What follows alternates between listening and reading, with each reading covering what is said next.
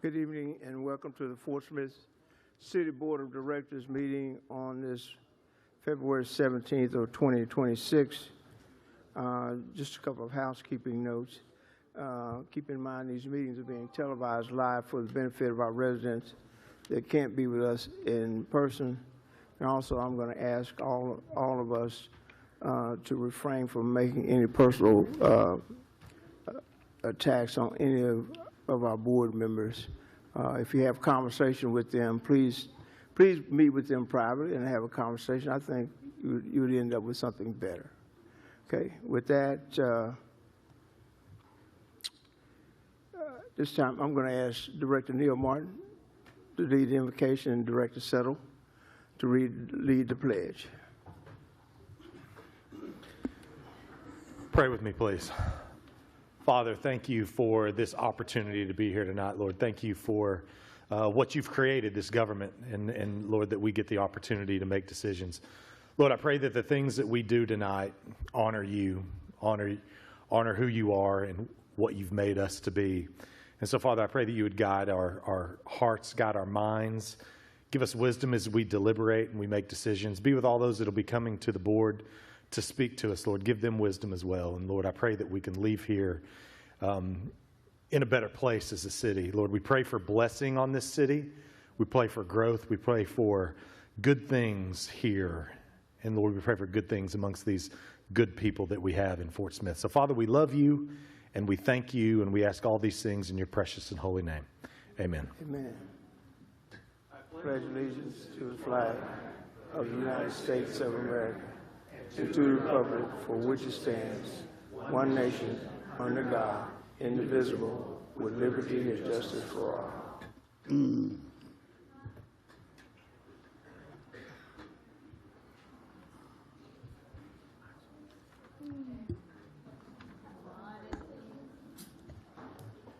Again, thank you for being here. Madam Clerk, if you will, please call the roll. Directors Rigo. Here. Good. Here. Kemp. Here. George Katsavas. Here. Christina Katsavas. Here. Settle. Here. Martin. Here. Okay, thank you very much. At this time, I'll ask if there's a member of the Board of Directors that may have any item of business not already on this evening's agenda. Mayor, I don't, but I just want to make a comment. I'd like for you want to wait until well, no, it's not. I'm not. No, I just want to make sure that Josh Robinson and Matt Meeker I want to talk to y'all at officials forum about this water situation before we leave. Okay. Thank you. All right. Thanks, George. Okay. With that, we'll ask for approval of the minutes of the February 3rd, 2026 regular meeting. So move. Second. Thank you. All in favor? Aye. All right. Thank you. And as a reminder, a motion and second to adopt each of the following items must be offered before directors' comments are made. Public comments on items must pertain to the presented item. With that, we've got a special presentation this evening. Come on down. They look familiar. Yeah. Ladies, come on down. Come on down.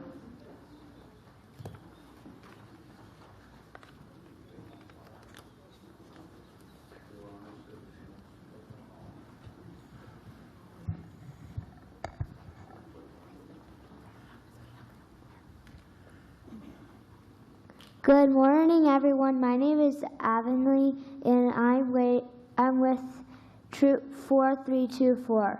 We are so excited that the Girl Scout cookies are here. We are too. Yeah.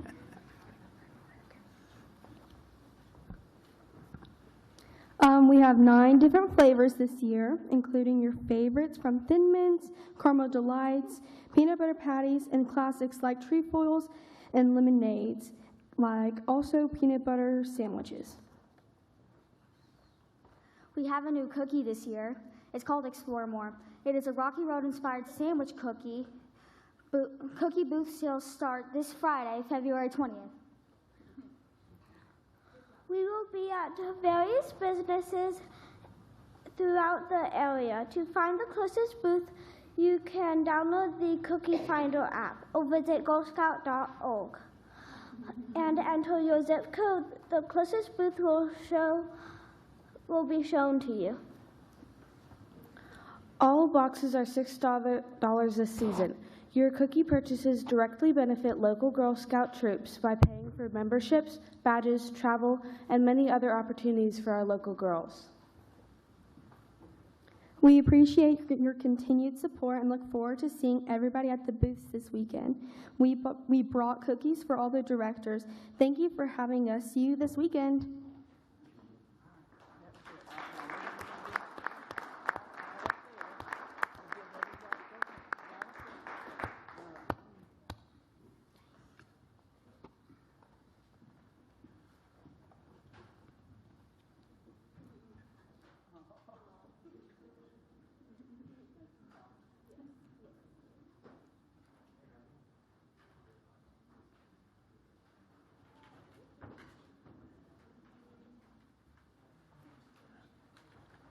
Thank you, sweetie. Thank you. Thank you.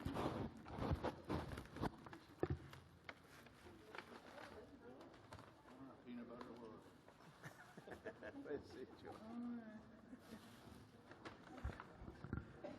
Let's give them a round of applause. Thank you so much.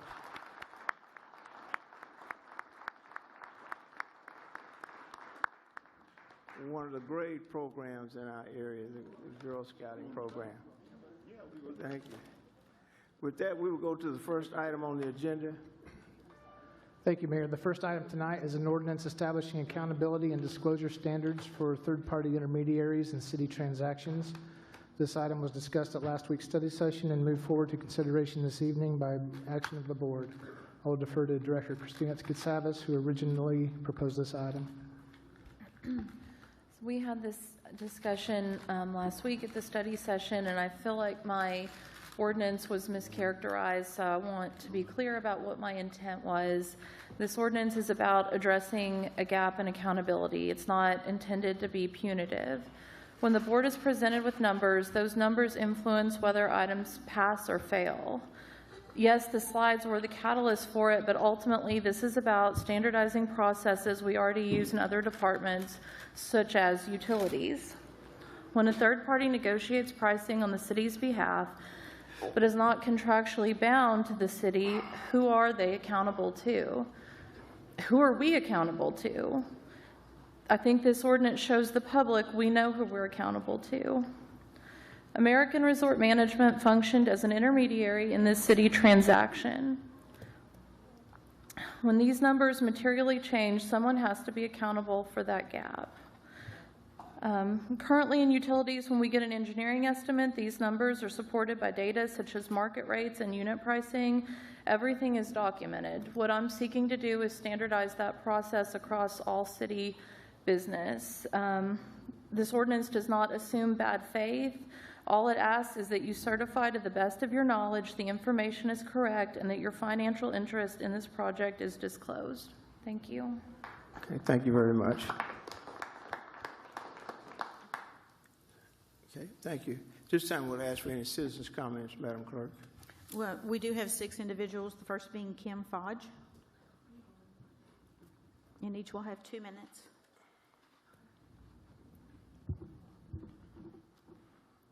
Good evening. The purchase of the slides for the Parrot Island expansion has been a convoluted mess and will continue to be a mess because due diligence was not performed by administration or the members of the board. All issues that have occurred and concerns that have been addressed surrounding the purchase and installation of the slides go much deeper than teenagers and college students making minor transactional mistakes, and for anyone to say that blame is being placed on them is disingenuous.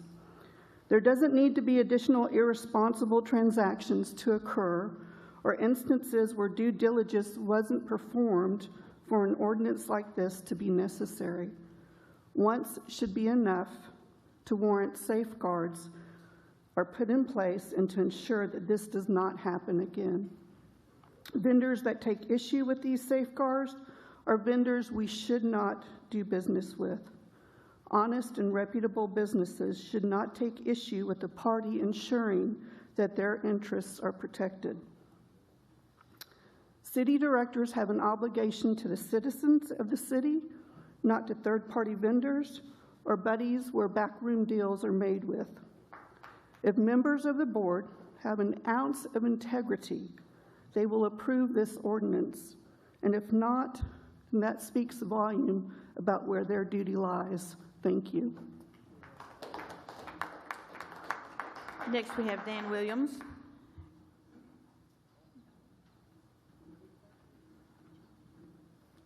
Good evening, Board. I agree with Ms. Flodge. I believe that this ordinance does need to be passed. There was some discussion some time back about the sanitation department had raised some funds and they were going to build a wash station. I remember when that came before the board and was going to be voted on, and I believe it was discussed that for $1.5 million they were going to build this wash station, and it was discussed that it would be fully equipped and all that. And then through the conversation of the meeting that night, come to find out it was not going to be fully equipped, and y'all did vote that down. There's several things like this that I believe have happened in the past. Just in the time that I've been here, things haven't been fully disclosed, and I believe we need full disclosure on those things. So I believe the ounce of weight that hopefully some of you will gain after continuing to not own up to how to be responsible, hopefully you will gain that tonight and you will pass that, because it doesn't take much to admit that mistakes were made. Everybody sees it. Everybody sees it. Thank you. Next, we have Carl Nevin.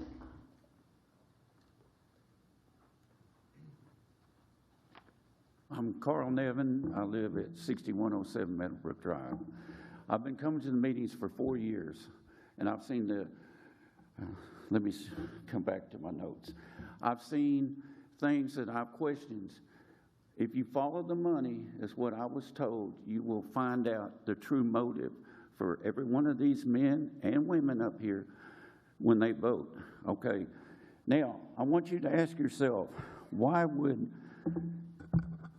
we not have a checks and balance system? Why would we not have a way of auditing our third-party contractors? The second question, does this benefit a preferred business that Settle supports?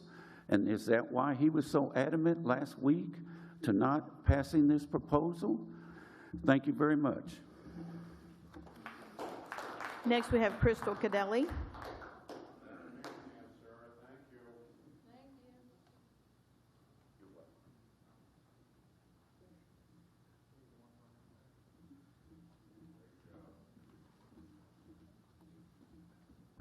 Good evening, Board.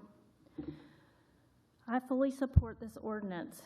Some directors up here are arguing that it just duplicates the recently placed ordinance for projects over $100,000.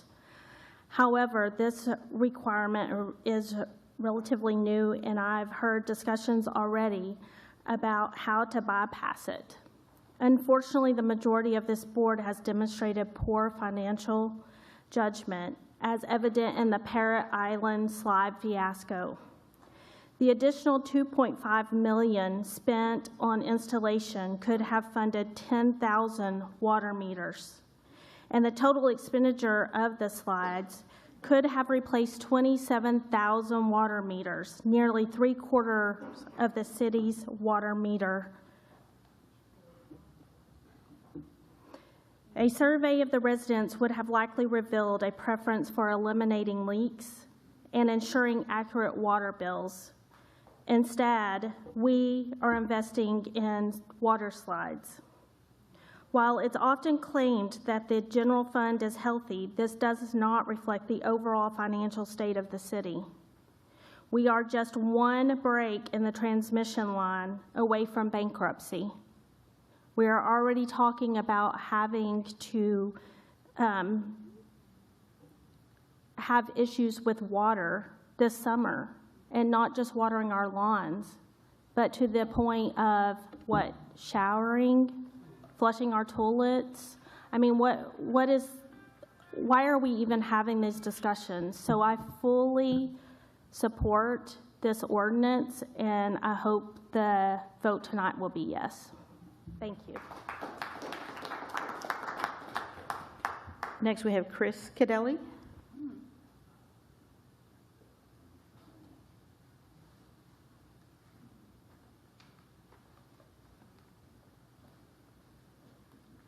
Good evening. As a disgruntled taxpayer and a lifelong citizen of Fort Smith, I would like to express my support for this ordinance tonight.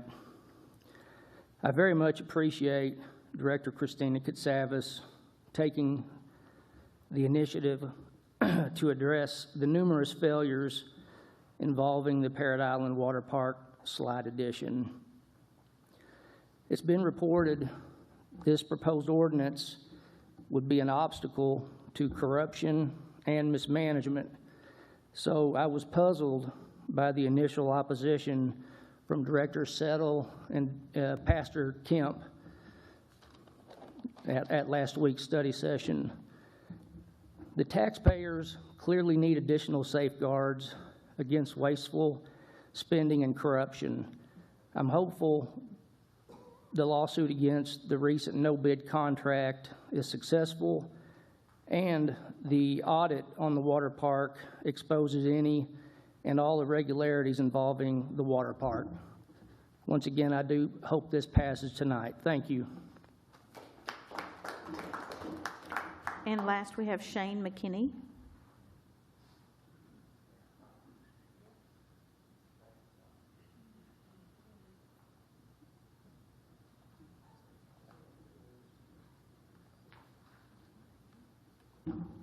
All right, everybody.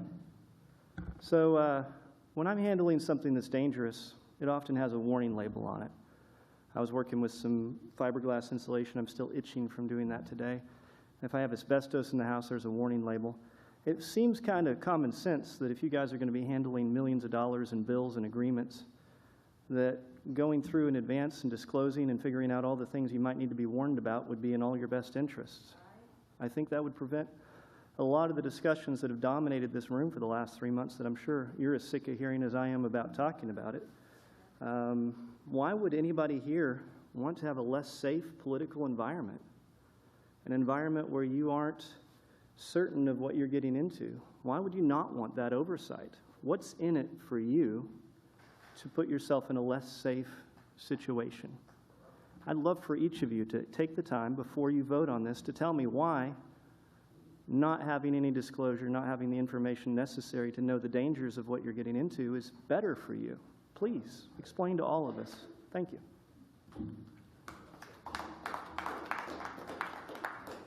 That's all. Thank you very much. At this time, we will entertain a motion to adopt the ordinance with suspension of the rule. So moved. Second. Madam Clerk, read the ordinance. An ordinance establishing accountability and disclosure standards for third-party intermediaries in city transactions. Okay, thank you. This time we'll entertain comments from the board. Okay. Director Good. Thank you, Mayor. First of all, I want to go ahead and say that I support accountability, full disclosure, and transparency. I do have a question, though, for our city attorney, Mr. Rowe. Is this ordinance, in your opinion, is it redundant with what we already have? When you say what we already have, are you referencing a specific policy of the? In form of a policy, yes. Yeah, not to my knowledge, because this ordinance, as drafted, I think covers a very narrow circumstance where you have a third-party intermediary, as defined in this ordinance, that's not under a contractual relationship with the city, but who is otherwise involved in some city transaction, and involved in the sense that they're giving pricing, negotiating, making some representation to the city. And so, to my knowledge, I don't think there's anything that covers that currently within city ordinances or policy. Thank you. Let me ask you another question. So, Director Christina Katsavas, said that her intent was for standardizing the process across city business. When we do contracts, say, for example, with engineers, would this affect any of the workings we have going into a contract or negotiations with engineers? I don't think so, because as defined, third-party intermediary means it's an entity who's giving some sort of information. We'll say it's pricing estimates to the city about a city project, but is not under contract with the city. So in your question, typically, the city is engaged with engineers under contracts. I mean, the city contracts with engineers all the time on projects. So Right. if the city has a contract with an engineer or any other party, a construction company, those would not be third-party intermediaries under this ordinance because they're contracted with the city, and the city would look to its contractual obligations from that party instead of a third-party intermediary certification under this ordinance. So I'm fully aware we're discussing third-party intermediaries. So I'm just thinking, and I'm wondering if this issue with Parrot Island Water Park and bringing this before the board, is this, in anyone else's opinion, is this a one-off? How many times have we seen this happen? I'm just curious.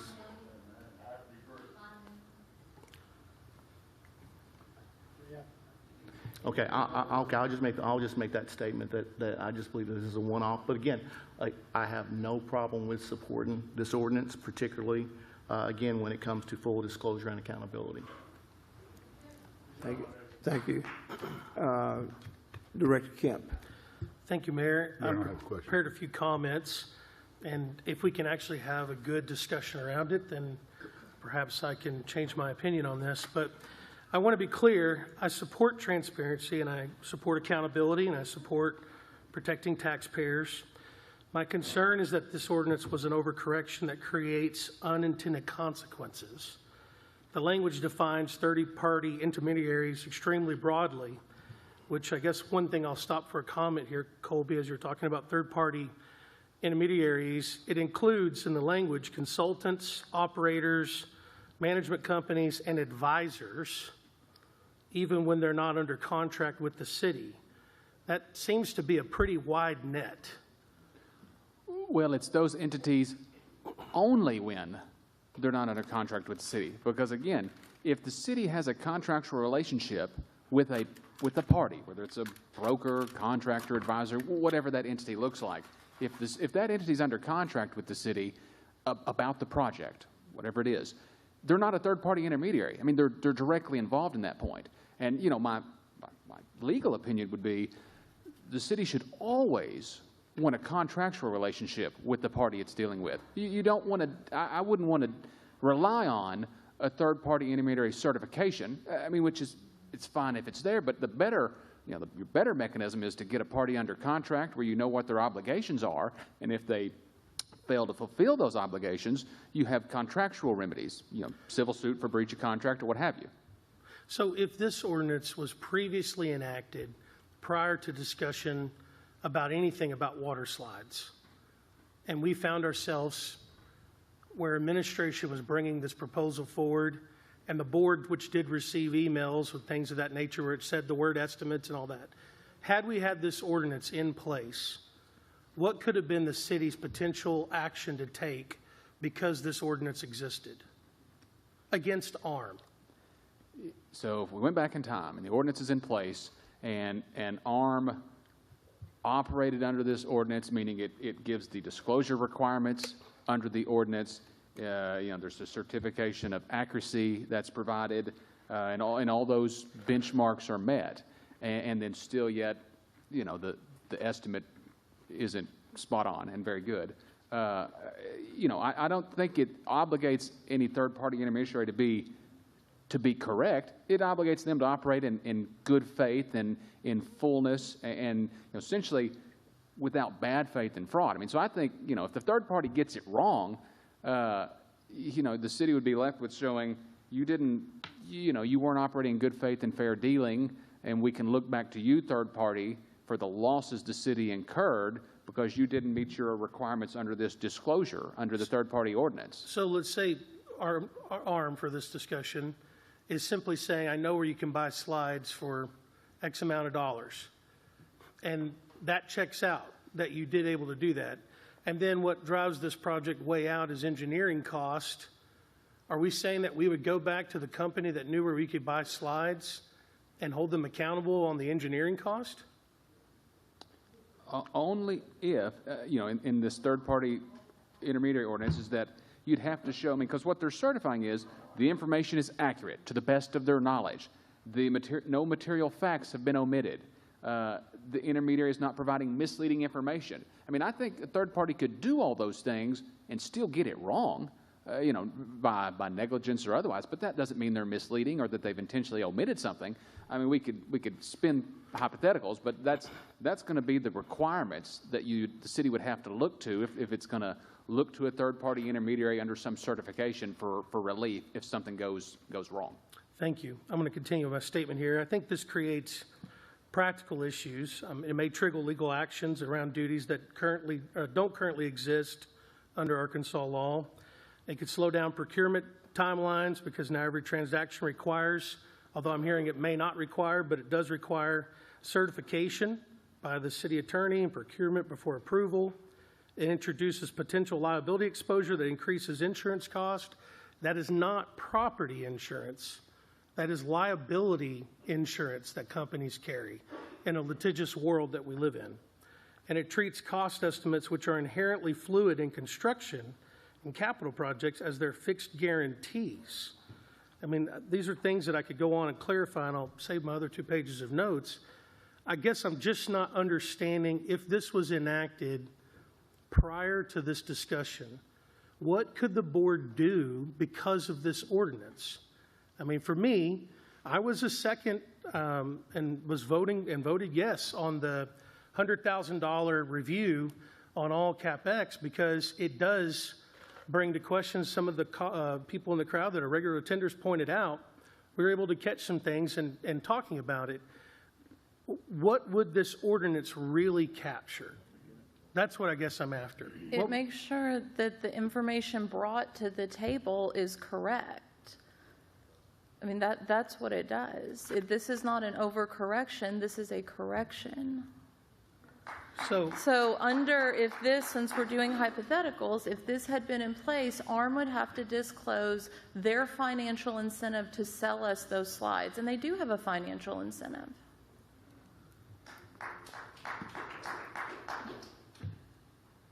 Is this true, administration? I mean, did ARM get a commission?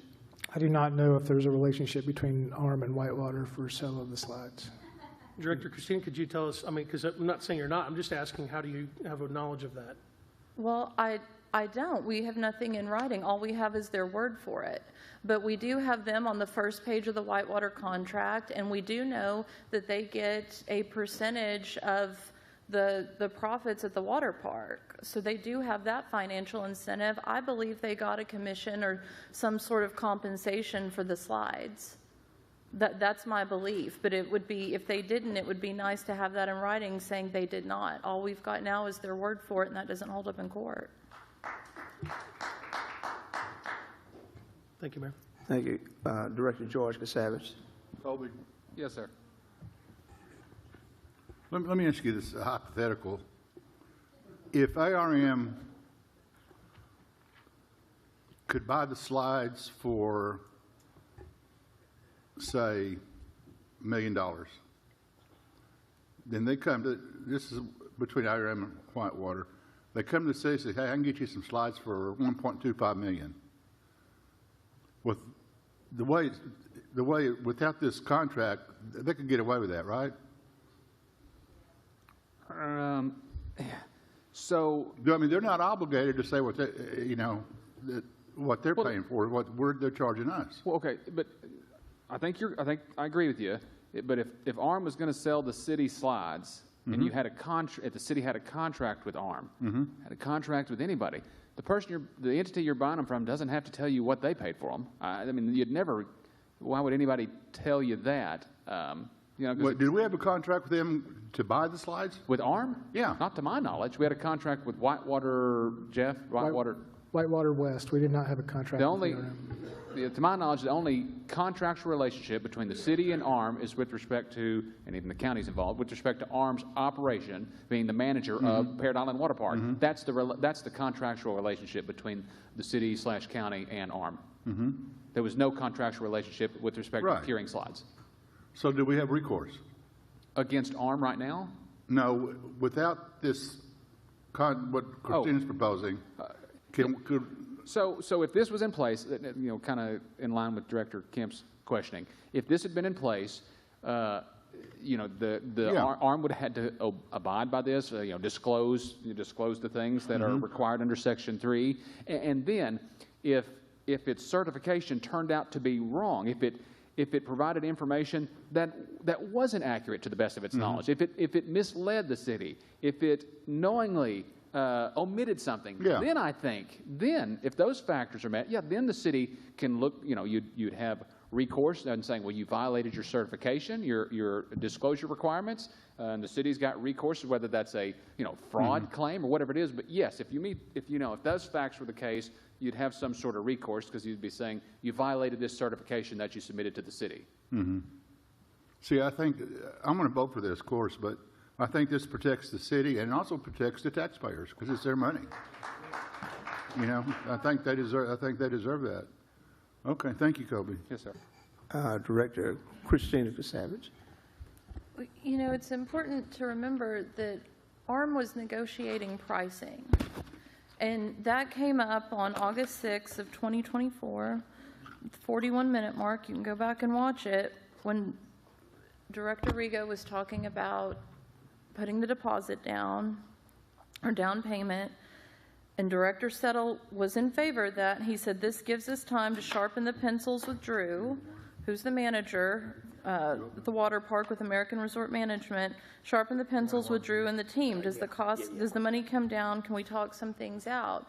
They were absolutely functioning as a third-party intermediary in this deal. I believe they had a financial incentive to sell us the slides, and I think that we need transparency going forward. Thank you. Director Rigo.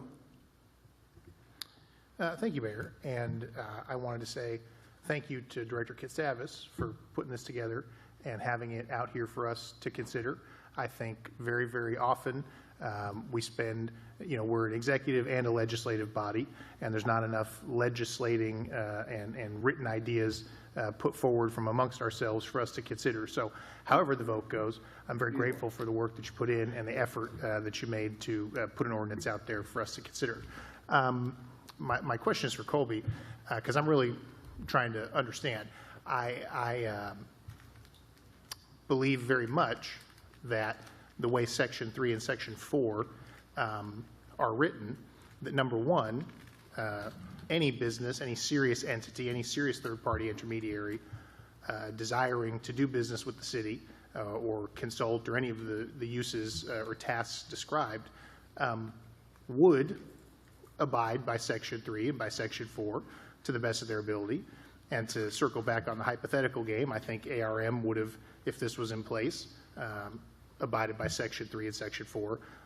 My question and my hang-up I have, because I don't just want to add paperwork to the Code of Ordinances to sort of say we did something when it doesn't actually accomplish the thing that we're wishing for. I have real struggles and doubts as Section 6 is written.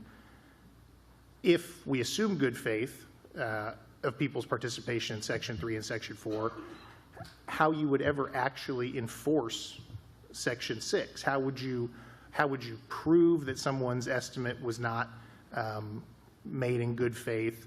And then what would be the balance between the legal effort that would go into trying to prove a Section 6 violation versus the actual outcome you would expect, the success rate you would expect in the outcome? So can you speak a little bit to your view of the enforceability pathway of Section 6? Yeah, I think as to the latter part of your question, to me, the path forward, if the city found itself in this scenario where it thought a third-party intermediary did not abide by its certification, it's going to result in civil litigation. I mean, to me, no doubt about it. You can obviously say, third-party intermediary, we think you did the city wrong and you owe us X amount of dollars. Outside of that, when they're not, if it doesn't pay, you're bound for civil litigation. And then to the first part of your question, how do you prove it? How does that look like?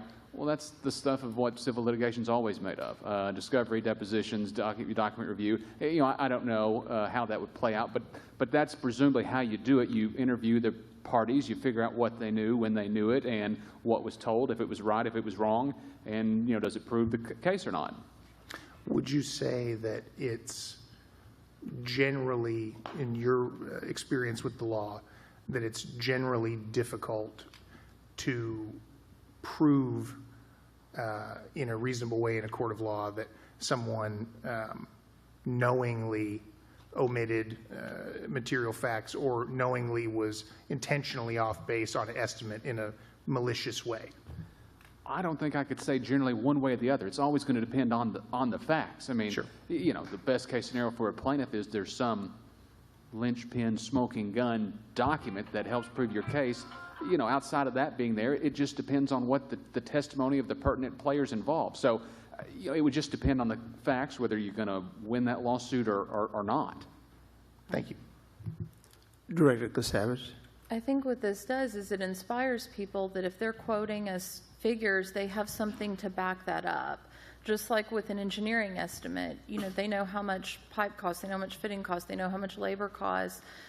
You would have to have something to back up the pricing. And on this, I don't believe that they had anything to accurately back up the pricing they gave us. I think they said this is going to be a low price to get us to buy it, and they will gain from that financially.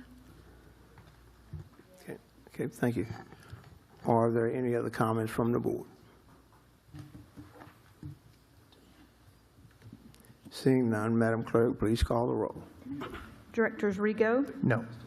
Good, Yes. Kemp, Yes. George Katsavas. Yes, thank you. Christina Katsavas. Yes. Settle, Yes. Martin. Yes.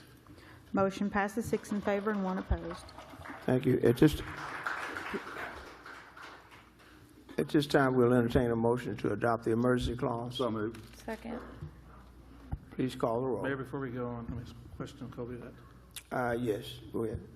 Kobe, this does not allow us to go backwards, correct? This is only going forward, correct? I'm sorry, I didn't hear the first part. This ordinance only allows us to go forward, not backwards, correct? That's correct. It's not effective retroactively, nor do I think it could be. Thank you. Thank you. We have a motion and a second. Madam Clerk, please call the roll. Directors Good, Yes.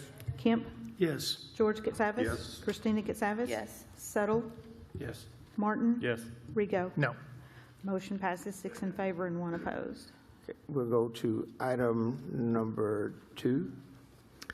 Item 2 is an ordinance amending the 2026 operating budget and authorizing the appropriation of $150,000 of unobligated general funds to provide spay and neuter vouchers for 2026.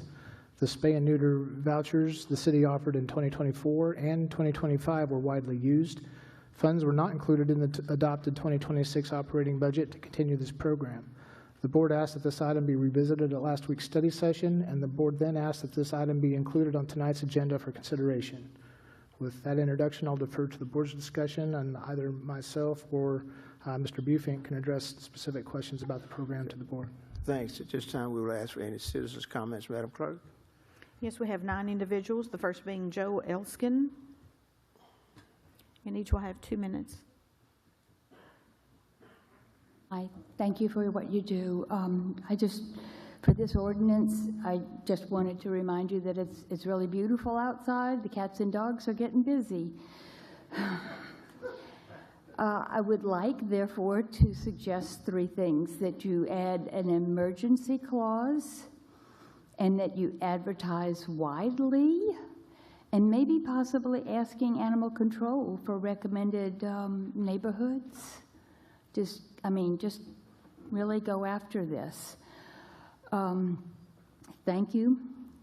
And I also wanted to thank the mayor for stating that personal attacks are not appropriate for a city board meeting. Fayetteville doesn't allow them. Other city groups do not allow them.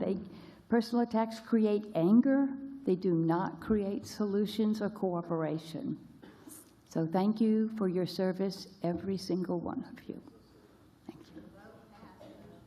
Next, we have Kim Fodge.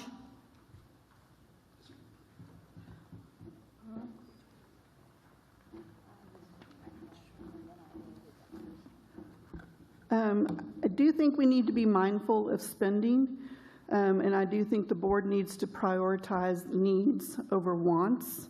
And as someone who had to spend their own personal funds to spay and neuter feral cats in our neighborhood, I think this is a great need for our city.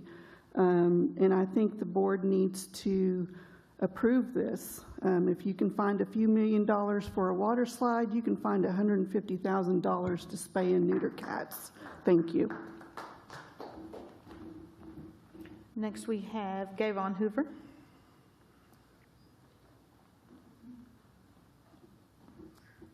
Thank you. I'm the Executive Director of Kitties and Canines Pet Resource Center in Fort Smith. We organized 15 years ago to open our clinic in response to the overpopulation of animals in this area, the River Valley, and our city. Since that time, we have provided affordable spay-neuter surgeries, and now we offer affordable wellness to our patients. We have been part of a national animal welfare movement, and our city is part of it. We see people and talk with people all the time who are concerned about animal welfare in our city. They are upset about seeing animals as strays in the city, animals that have been hit by a car, animals that can't get into animal control. So we came to the board a few years ago, and I think I explained then I'd been to Franklin, Tennessee to visit their brand new shelter. They had a program like other organizations, other cities in our country have, where the cities had offered spay-neuter vouchers. And they explained to me that if you will start this in your town and really give as much as you can to it for the first 4 to 6 years, you will see a marked decrease in the number of animals around your city. We feel like our citizens are already seeing it just within 2 years.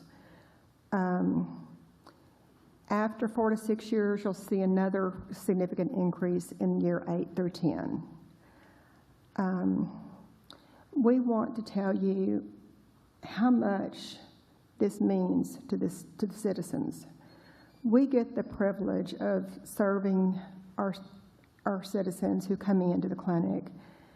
Many of them are on fixed income. Many of them are elderly. The greatest joy in their life is their animal. Thank you. Am I over? Yeah, 2 minutes up, but your Do you mind word. if I go a few minutes? Mayor, can I make a motion to extend our time? Okay, how much? A couple minutes. Thank you so much. Okay, what's the wishes of the board? Yeah, go ahead. That's Okay. fine. Go ahead.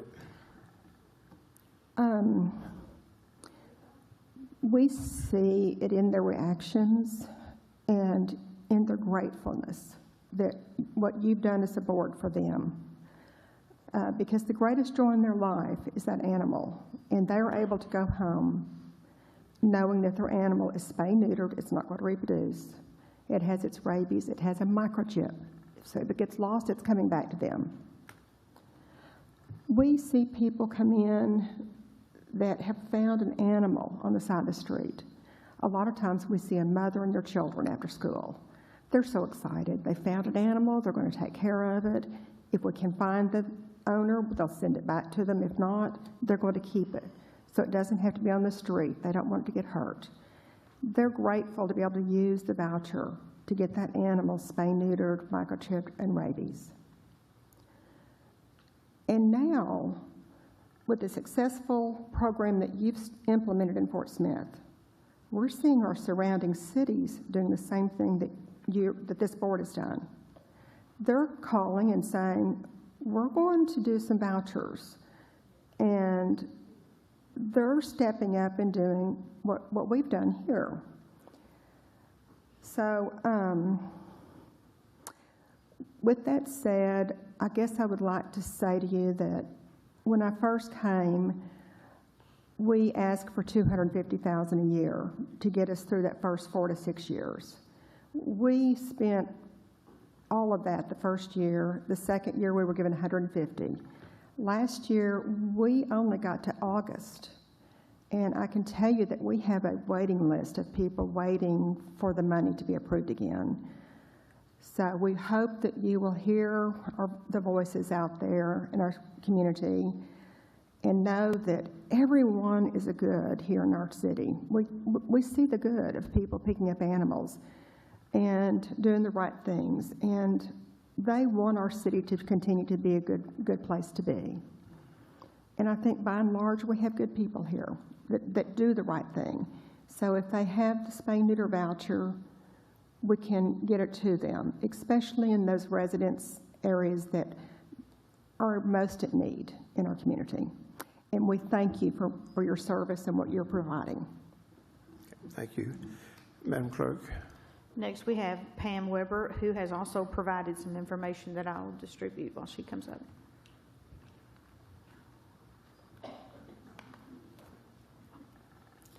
Thank you. I've been involved with animal welfare since I was in my early 20s, and I went to the Humane Society, and they fired me in an hour after I was just volunteering because I was too tender-hearted. I'd like to say that I've sat where you've sat. I sat in Ms. Casavis's seat, and I worked on this issue then. At that time, we had approximately 10,000 animals go into the shelter every year, and about 90% of those were euthanized. I talked to the shelter today and asked for their numbers, and this last year they had 1,800 animals. They adopted 239 dogs, 352 cats. They returned 164 dogs to their owners through microchipping and other things. They returned 6 cats. They transported about 730 dogs and cats out of here. Then they euthanized. Now, I asked the girl, I said, and she was very nice and very helpful, I said, how many animals did you have to turn away at the shelter this year? And she said, more than I can count and more than we took in, probably by twice. So we still have an issue here, and I've sent you a handout. The little dots on there are where we, as kitties and canines, used your money last year. And those are where people live that spayed and neutered a cat or dog. And so you can look, they're by ward. And yes, there's a lot of dots, but we still have a lot of work to do in this area. And I'll ask you to fully fund this and really take this as a priority. You spend $1,600,000 on animal services and the shelter every year. If I took $1,800 and I divided that into $1,600,000, you're spending about $889 for every animal picked up. You're spending $556 by the time I take the shelters and divide it by 1,800, their budget. You're spending $556 an animal for every animal that goes into that shelter by their budget.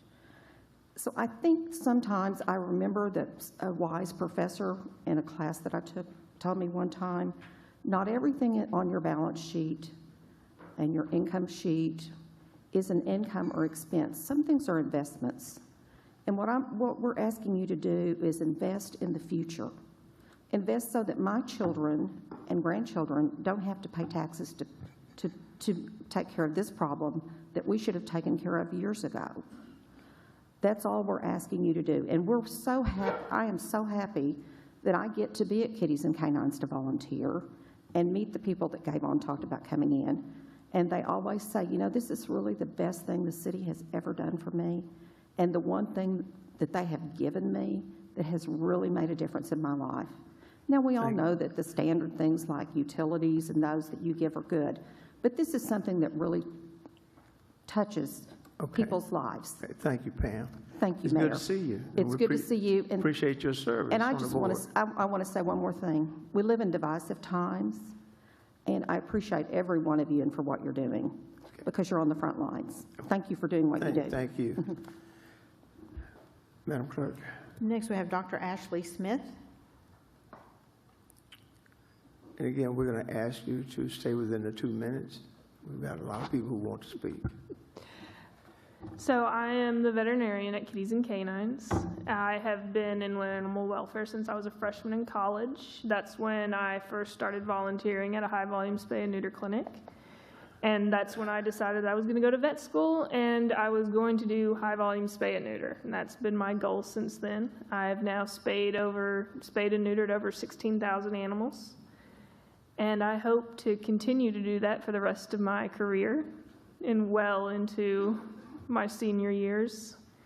And I really hope that this board will help me do that by providing these vouchers for our community. It really does make an impact on these animals' health and well-being. We see a huge decrease in roaming behavior, which is going to get these animals off of the streets. We see, obviously, the intended effect of preventing unwanted litters, which is going to keep many animals off the streets and out of our shelter. And then the added benefit of having our rabies vaccines and our microchipping to get these pets back into their homes. And with our rabies vaccine, you're not only making these animals safer for our community, but you're protecting the people in our community. We've seen a drastic increase in rabies in the past 6 months, with a human case from a dog bite in the U.S. already this year.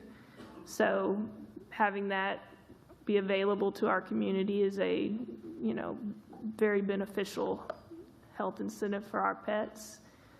And I just want to thank y'all for even considering this and having this as an option for our community. Okay. Thank you, and thank you for choosing Fort Smith. Madam Clerk. Next, we have Gary. Oh, my goodness, I do not want to tear up your name. That would be me. Yeah.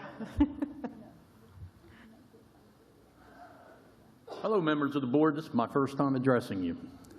So I know at least one of you has an issue with the funding on this. Okay, so I'm going to ask that a member of the board put this matter to a table and take care of issue number 3 first. Use the funds from last year to fund this particular event.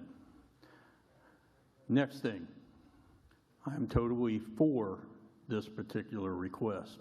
You can see I have my service dog with me. Okay, Baby was rescued by Artemis.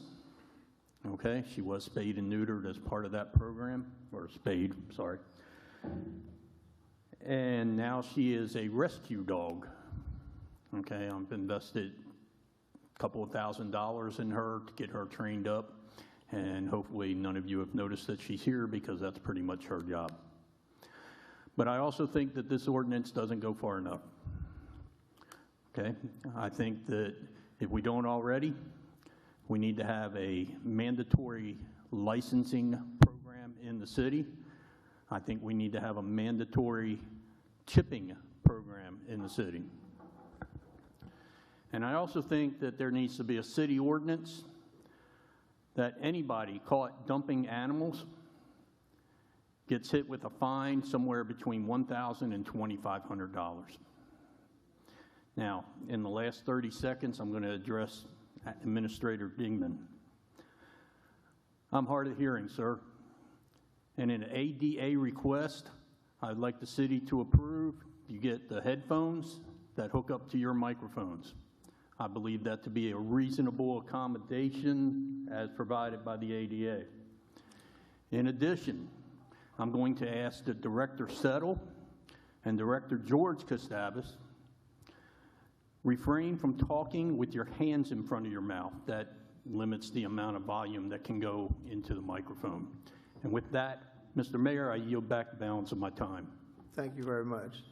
Sir, I'll mention on your way back that we are already in progress of getting the loops for the. I can't hear you. We are in progress of getting those loops to connect the sound system for the hard of hearing. Madam Clerk. Next, we have Dan Williams.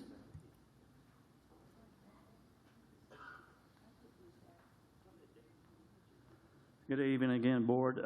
Just a few things. I hope we do support this. Just a couple suggestions. We now have roughly $38,000 a month that we're not paying for the city offices. You could find money there. I'm not sure what we're doing with that money now that you could get.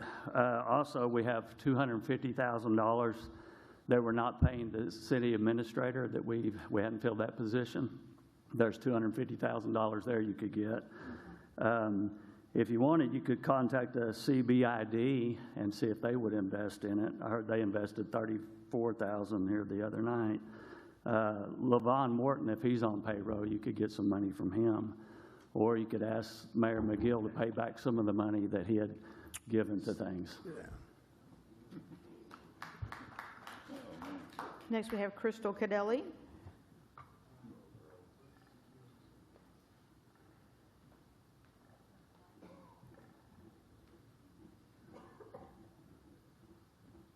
Good evening again.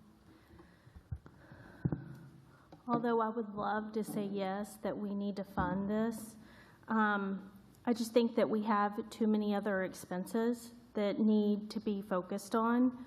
I love pets. I have 3 dogs and a cat. But I also had to take the responsibility of a pet owner for spaying and neutering my pets. Spaying and neutering is the cheapest part of being a pet owner. So if you can't afford to do that, then you probably shouldn't own one. I really think that our animal ordinance needs to be enforced more, and pet owners need to be held accountable for allowing their pets to roam or dumping their pets. You know, we said no to the Hamilton House. We heard that the senior citizen still has approximately 800 elderly people waiting on meals. We have families that can't afford to pay their water bills, and their children are going to school without bathing. I just think that, unfortunately, this is bad timing, and that we need to use that $150,000 for something else and hold our pet owners accountable. Thank you so much. And last, we have Chris Cadelli.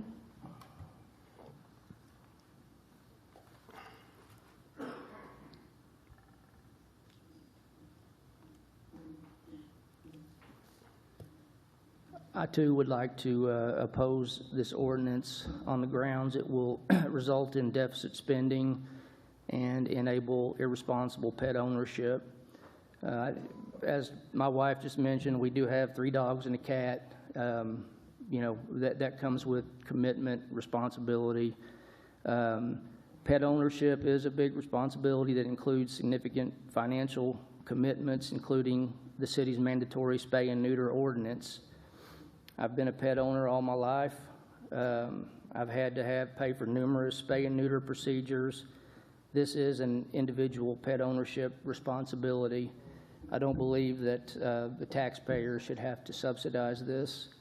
And I would like to echo the gentleman's response regarding pet dumping or animal dumping. This is a big problem, and it ought to come with a huge fine. And I think that is something that we need to try to address. Thank you. Thank you. That's all. Okay, thank you. This time we'll entertain a motion to adopt the ordinance. So moved. Do we get a second, please? Second. Okay. Yep. You got it. Yes, go ahead. I thought we did address pet dumping in the, when we overhauled the animal ordinances. Jeff, can you speak to that, the fines on that? Speak definitively to the fines, no, not necessarily, but pet dumping, and I'll defer to the chief if he's here, can correct me if I'm wrong, but I think that we also rely on the state statutes on animal cruelty and such, which also prevent dumping animals. I mean, We do have a fine, though, associated with it. I I thought it was $1,000. I can't remember. possibly, I don't remember off the top of my head.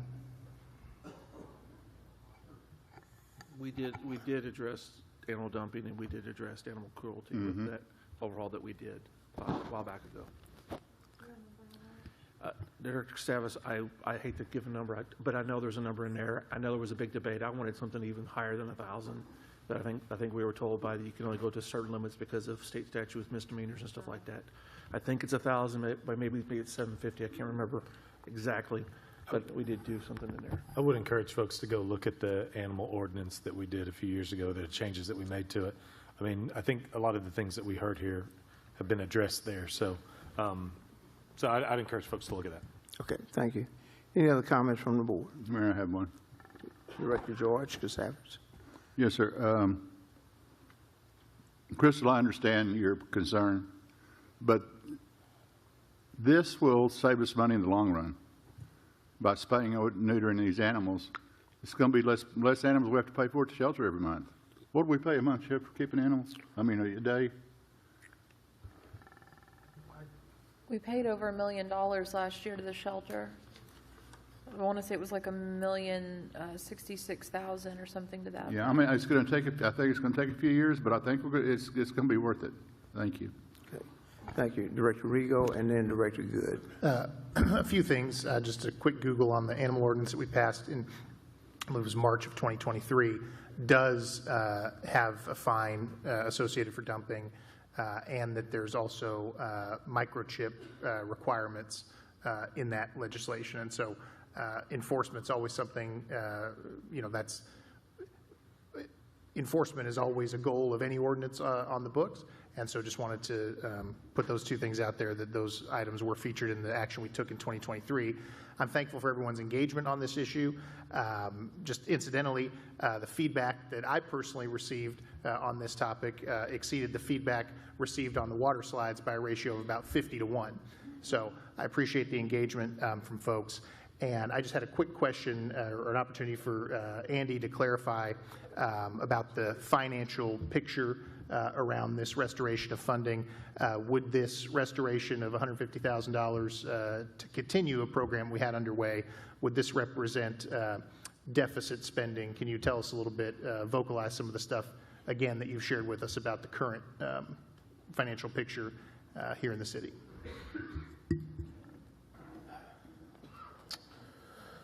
I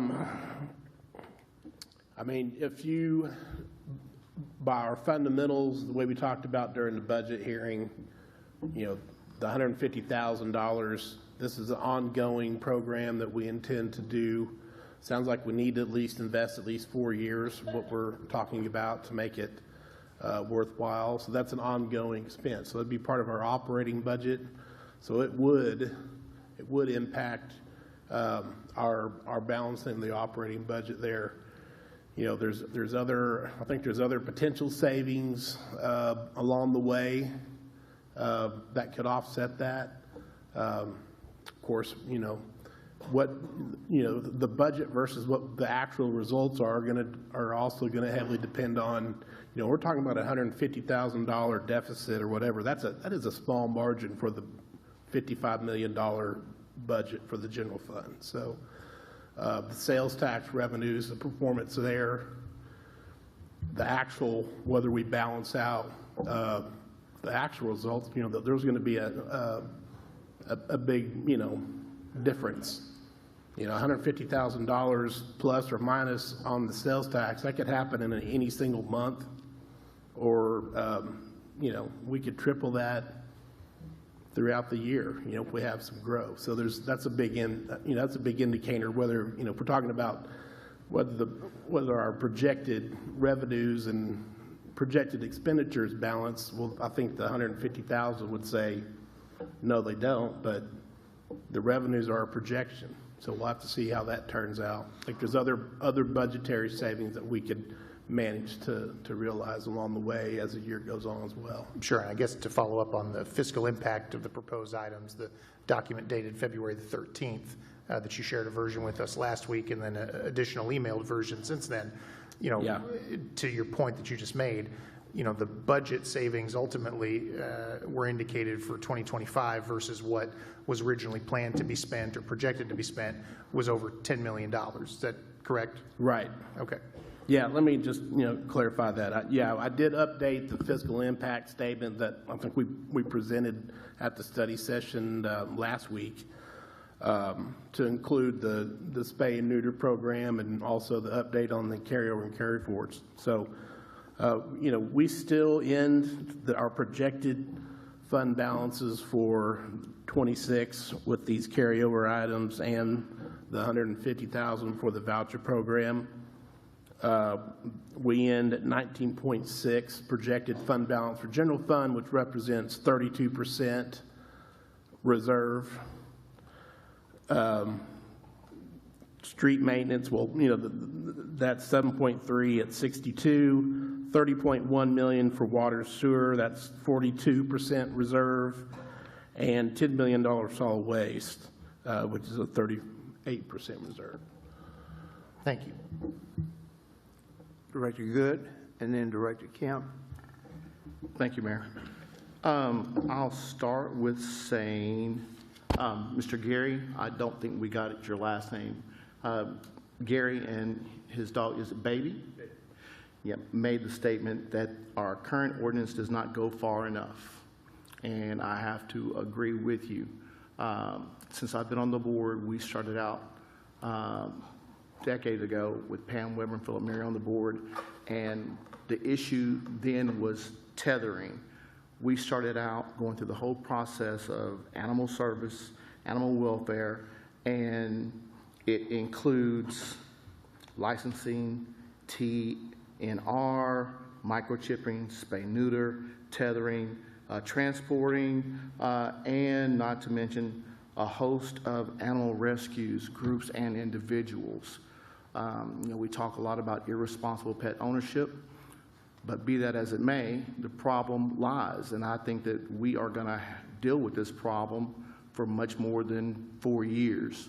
Again, we've been working with this issue since I've been on the board.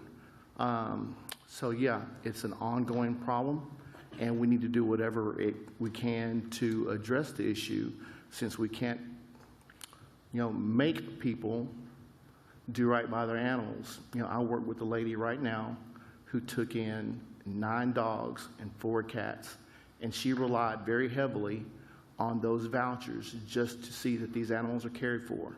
And the majority of people, that's what we do. We genuinely care for these animals. So again, this is just not an issue about animal care, animal welfare. This is also a public safety issue. I've had too many calls, particularly on the north side, with people being chased by hit dogs, dogs that are just loose, dog bites. It's bad. So we need to do whatever we can to address the problem. And again, I'll say we should fully fund this. Thank you.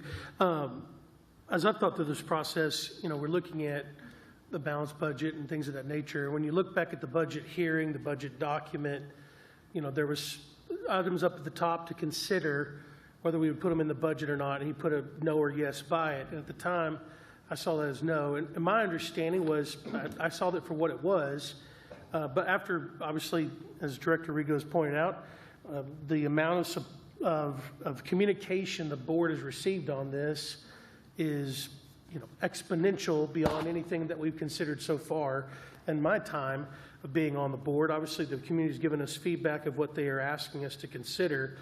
I see it as an investment, as a non-reoccurring investment. I'd like to see it evaluated every year. And in that regard, it's not necessarily an operational budget item because it's addressing a cause, as long as there's one-time non-reoccurring dollars available to be used for such things. That's sort of how I see this. Instead of seeing this as leaves a yes forevermore, it's obviously there's a great need right now. When you look at the numbers of the shelter, you look at the numbers that were reported, I see this as a non-reoccurring investment. I do have a thought on when stray animals are taken in, from the street and taken to, Animal Haven, if there's not a capacity at Animal Haven because of their limitations. But if that animal has not been spayed or neutered, and you're going to release, I think, my understanding is the process is you would take that animal back to where it was found and release it? Is that what we would do? I mean, what do we do with an animal that we don't have room for? We don't pick them up. Right. Well, no, they do. They pick them up and they go to the shelter, and then the shelter says whether they're going to have room or not. Sometimes we don't pick them up. Yeah, Sometimes they don't do. bring it. I'd like to talk about this because my question is, as we're coming up, Chief Baker coming up, perhaps obviously these animals, if they're going to be released back or something and they haven't been spayed or neutered, perhaps these are the ones we should be addressing with these vouchers so that we're not just releasing this animal back out there. What's the process, Chief Baker? First of all, we wouldn't do that. I hope that there's not been any instance of that because technically we would be breaking the law by doing so. Okay. There's usually a communication that occurs between the animal wardens and the shelter before they actually impound the animal. If the shelter's full, the warden just doesn't impound the animal. So what is he, say this dog is on 12th Street, they just leave it? There's nothing else for us to do with it. So my next question then would be, what if that animal has not been spayed or neutered? Could we incorporate a practice to that animal at least would be treated by a veterinarian under the If we pick the voucher? animal up, we have to do something with it. The shelter would have to take it. I mean, we can't just take the animal, spay or neuter, and then turn it loose. Yeah. Obviously there's a tension there. And I hear stories, like we're hearing tonight with Miss Fodge, and people have very caring hearts putting personal dollars on the table and wishing this was available. And I guess I'm sitting here thinking through the shelter has a limitation. Mm-hmm. And is there a way that these animals that aren't through poor ownership are out there roaming and they haven't been spayed or neutered? Is it requiring that a resident picks up that stray animal and then they would have to go through the process? Well, it's not required, but we certainly have a number of citizens out of the goodness of their heart that are doing that. They're sharing the load of sheltering these animals. It puts us in an untenable situation. And I mean, the public sees sometimes, they call about a stray animal and no action's taken, and it's not because we don't want to, we can't. So we bear the brunt of that many, many times. Has the board in previous years ever explored and discussed the mandatory licenses? Because that was something that was brought to my attention by a resident, and that if you do that, that could also offset the, $1 million+ we're spending on animal care. I'm a firm believer that an ounce of prevention is worth a pound of cure. And I believe that the voucher program is showing success. I've shared the same sentiments that we are seeing a reduction in the number of stray animals in Fort Smith. Now, whether I can attribute that to specifically the spay and neuter voucher program, no, but I feel, as others do, that it is having an impact. I appreciate your comments, and I share your sentiments. I guess I'm asking, though, a different question. When we talk about, it seems like this is not enough, has the board ever explored a mandatory licensing fee for animal ownership? I'll say yes, and we actually did adopt such before the current version of the existing animal ordinance, and we adopted a licensing requirement.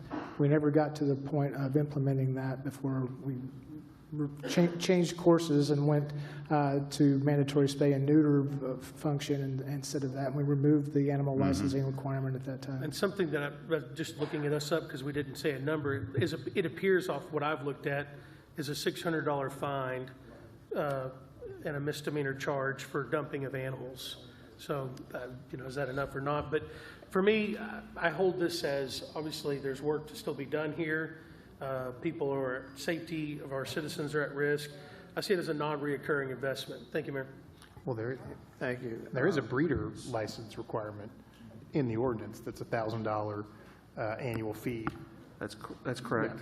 The licensing was put in It never got taken off because we were trying to do it automated. It just never got taken off. We got a third party coming in, it just never took off. We took that out of the ordinance. The mandatory spay and neuter is only for dogs or dogs that are roaming. If your animal is confined to a house or to a gated fence or on leash, it did not have to be spayed and neutered. Only for dogs that if you're allowed to roam. That was what we all negotiated and got to that point. So just that's history. But we did have a licensing back then. You know, I did think about that. Do we put in there if you take a voucher, does that trigger a license? And maybe that's a further discussion down the road we might consider. Is do we say the voucher starts a licensing thought process? Just thinking through it. The logistics is hard for me to consider. So Mayor, I didn't interrupt. I'll go when it's my turn. Sorry.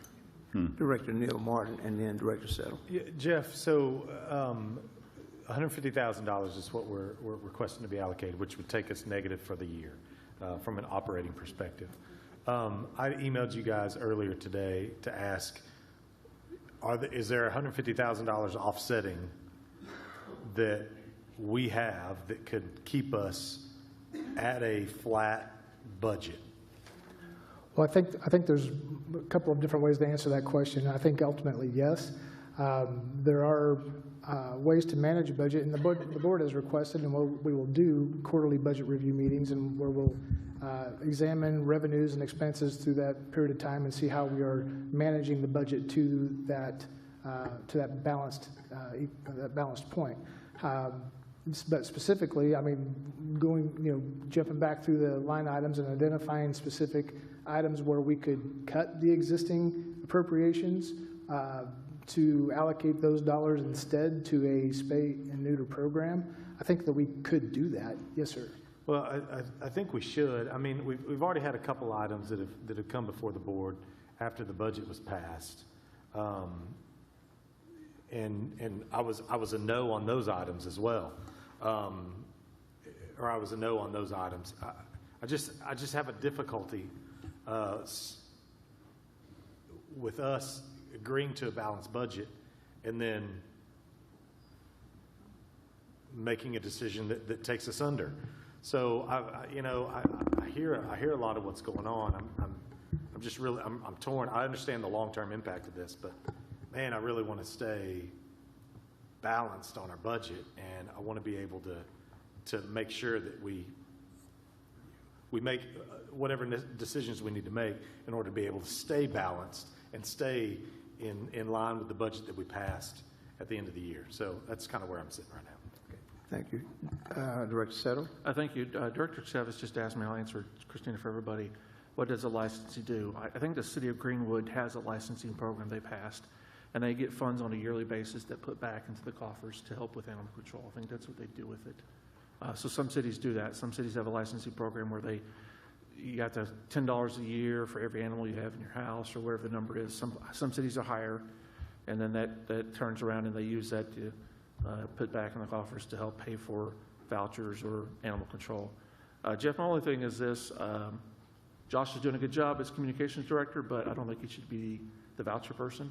So if this does get approved, I'd like administration to come back with a plan to us, and if it means we got to potentially add some help or a part-time person or something to do this program, let's do it right. But let Josh focus on communications. Let's put the animal voucher program where it belongs in a certain department. Thank you. Okay. Thank you. Director Rigo. Thank you, Mayor. I just want to say as a point of clarification for the audience, the ordinance as it's written before us appropriates the $150,000 out of the general fund reserve balance. So it's not taking something and saying this should be on the operations side that we've had balanced. So that's just sort of a different perspective to look at it. And my question would be, operationally speaking, is this something that we're looking to, sort of have parceled out equally across the remaining 10 months, or is there a sense of how we want to, manage the allocation? Not for us to decide necessarily, but want, to be mindful so that we make sure that this amount of money is what takes us through the year. You wouldn't want to necessarily have a situation, if it's at all possible to avoid, where 6 or 7 months from now you've ran out, if you will. So, Sure, thank you. Just keep that in mind. Sure. Okay, thank you. Any other comments on Mayor, I that? have a quick one. Director George. The little veterinarian lady, okay, I need to ask you a question. Or doctor or surgeon, I don't know. Dr. Ashley? Dr. Ashley? That's your name? I'm sorry. Good. I should have known. In your professional opinion, how long will we see results from the spay and neuter? How long will it take to see a reduction? So I've read a couple of studies on it. You studied other towns that had spay and neuter, correct? Yeah, so there are a couple of pretty good research articles out there that are about programs like this, a few that are successful and a few that were unsuccessful, funding being the biggest factor in whether they were successful or not. And majority of them, it is around year 5 to 6 that is when you can see when the community saw a significant difference. Now, obviously, before that, we can look at numbers and start to see a difference. So around year 4, if you start looking at your intake numbers or even just the use of the voucher program, you'll see that start to decrease. And then around year 5, 6 is when the community will start to see a difference. And then around year 8 or 9 is when you start to be able to reduce how much you're putting into that financially because you've reduced the amount of unwanted litters in the community. Yeah, we pay how much a day at the shelter, Jeff? Do you remember, anybody know? It's like $35 a day I or think it's something? more than that. Per animal that we pay every day? Yes, sir. Up to 5 or 7 days, isn't it? 5 days, I believe. So 5 times 35 is 150 for 5 days per animal. That adds up. To a lot. Okay, we'll keep spading, neutering. I plan on it. All right. Thank Bye. you. Director Christina Casares. Well, I would just add quickly, I think it's important to frame this is something for the community. These vouchers go to individual people, and then they're able to take them and use them at vet clinics that participate or kitties and canines. This isn't something we're doing specifically for an entity like we do with the shelter. So I think it's important not to conflate those things. Thank you. Any other comments from the board? Please call the roll, Madam Clerk. Directors Kemp, Yes. George Katsavas, Yes. Christina Katsavas, Yes. Settle, Yes. Martin, Yes. Rigo, Yes. Good. Yes. It's approved, 7 in favor and 0 opposed. Thank you. Let's go to item number 3. Item 3 is an ordinance amending the 2026 operating budget and appropriating funds for 2025 encumbrances and carryovers. The details of this item were presented to the board at the February 10th study session, and the board moved the item forward for consideration on tonight's agenda. Chief Financial Officer Andy Richards adjusted the carryover request on attachment A, which is on page 18 of your packet, at the board's request to reflect items under contract versus not under contract. The carry forwards on attachment B represent items encumbered by 2025 purchase orders. Mr. Richards will offer his comments and stand for questions from the board. Thank you.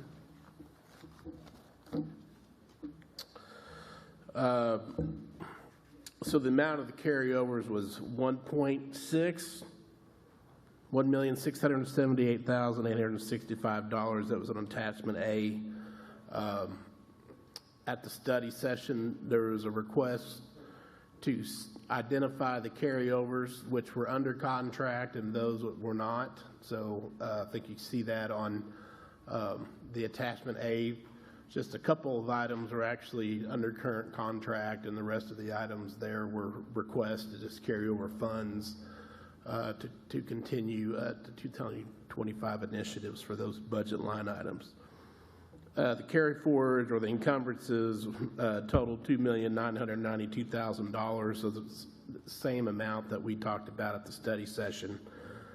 We did take off a couple of carryovers since our meeting study session last week.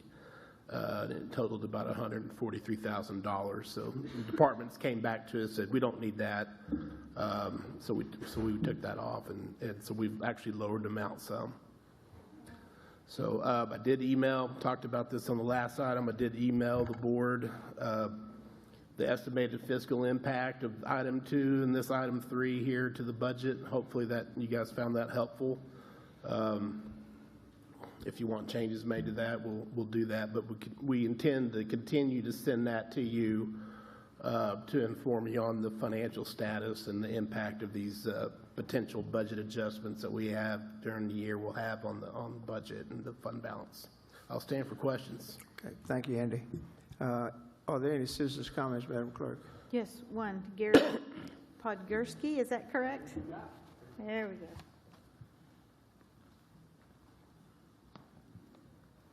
So, first of all, I concur. I think you guys should go ahead and do this. I also thought you should have did this before you did the last thing.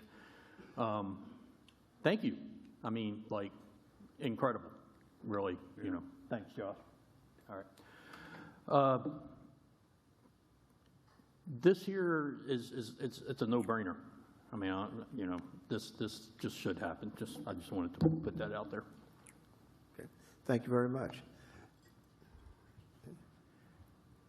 Are there any other citizens' comments, Madam Clerk? No, that's it. Okay.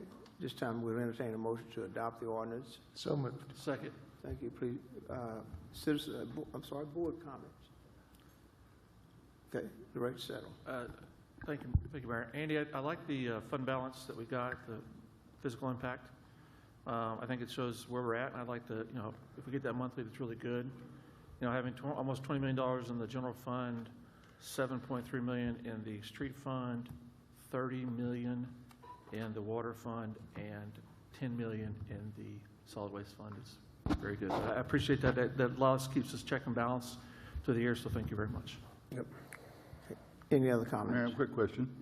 Andy, what did the police department turn back from last year? Do you know? What were their budget savings? No, what did they turn back? I'm not sure what you're referring to. Where's Danny? Yeah, what does that mean, turn back? That they turn back to the city every year. I mean, they didn't spend all their budget? Yeah, and it turns back to the city.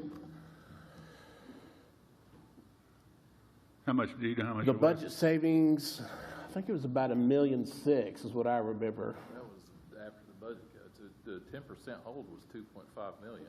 Yeah. That's more. How much? $2.5 million was the 10%. That's what the police department turned back to the general fund. We didn't turn it back because we wanted to. We had a 10% hold on the budget through the year. And that's, I mean, 2.5 million. When did that take place? Huh? When did the 10% hold take place? It was early in 2025. I don't remember that. That was in place for the whole budget all year long, pretty much. Okay. Thank you. Any other questions from the board? Please call the roll. Directors George Katsavas? No.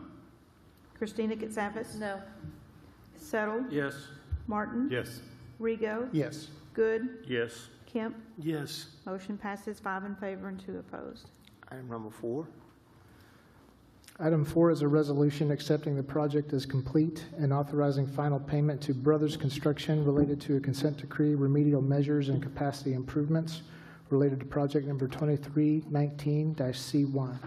Todd Mitke, Director of Engineering, will speak to the details of this item.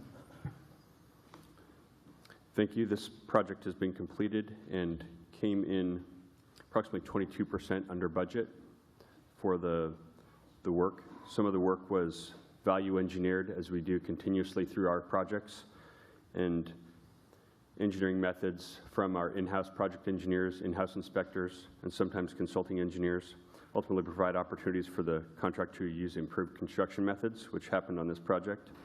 So one key note is this project included emergency sewer repair on a sewer line located at the 02-20 runway at the Fort Smith Airport. So that was included in the budget savings.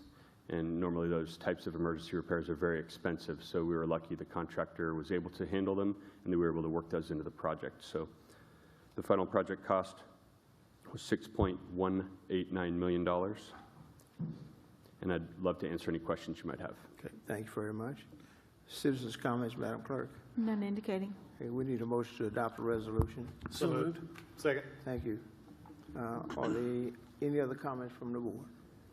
Director Neil Martin. Yeah, this is awesome to see. 1.8 million under budget, 23% of the contract amount. So great job to the team and the folks that were doing the work. This is awesome. This is what we want to see as we are doing consent decree related projects. So awesome job. Thanks, everybody. Okay, thank you. With that, please call the roll. Directors Christina Katsavas, Yes. Settle, Yes. Martin, Yes. Rigo, Yes. Good, Yes. Kemp, Yes. George Katsavas. Yes. It's approved, 7 in favor and 0 opposed. Item 5. This item is a resolution accepting a project as completed and authorizing final payment to Humbard Contracting related to consent decree remedial measures and capacity improvements related to project number 23-15-C1. Mr. Mickey.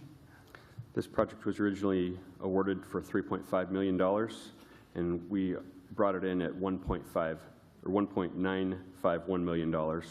So 44% under budget, approximately $1.5 million. Mind you, a lot of this work for deep repairs that were identified during construction are going to be deferred to a future consent decree project. So not all of that is raw savings. It's just going to be needed to put into another project now that we have better data to allow effective bidding from a future contractor. But I'm proud of our in-house inspectors and engineers for working with contractors, and many of our contractors are always on board for value engineering. Very good, thank you. Any citizens' comment, Madam Clerk? None indicating. Motion to adopt a resolution. So moved. Second. Thank you. Any board comments? Please call the roll. Director Settle, Yes.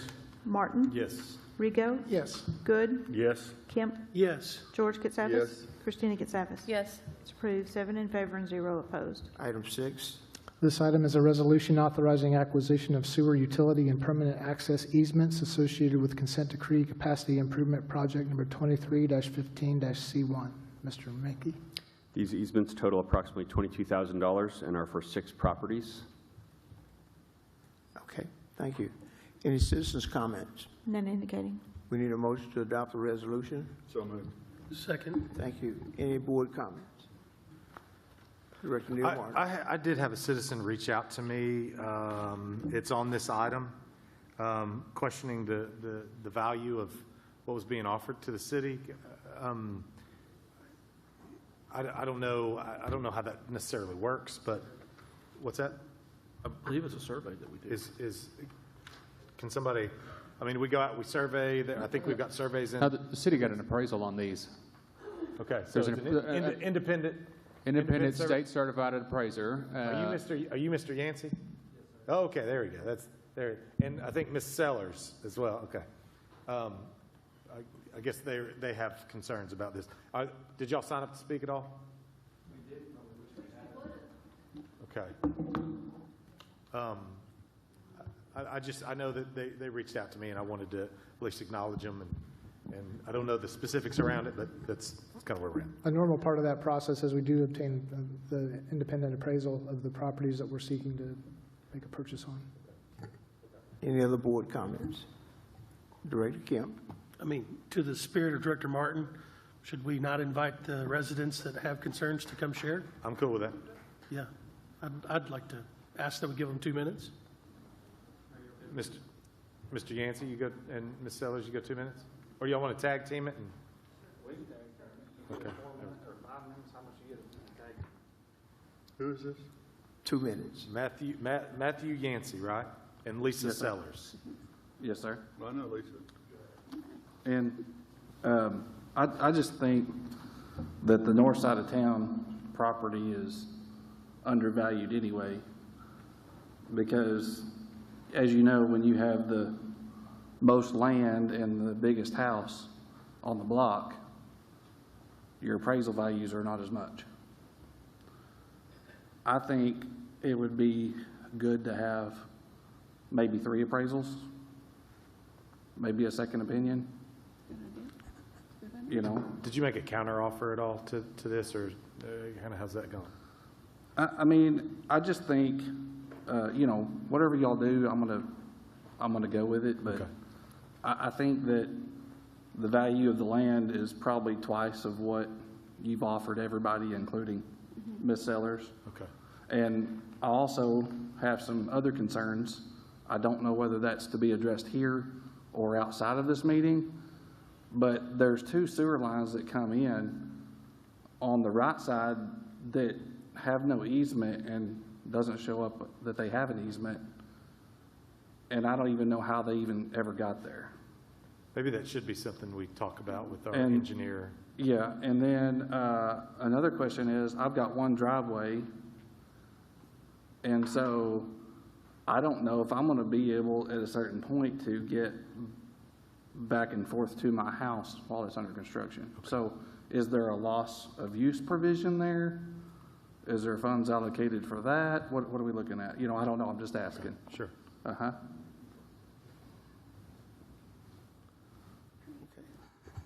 Did you have some other issues? Yeah, I didn't know if they wanted to ask you something first. Did you have any questions for me? If you would, our engineering department will work with you on that and hopefully answer your questions to your satisfaction.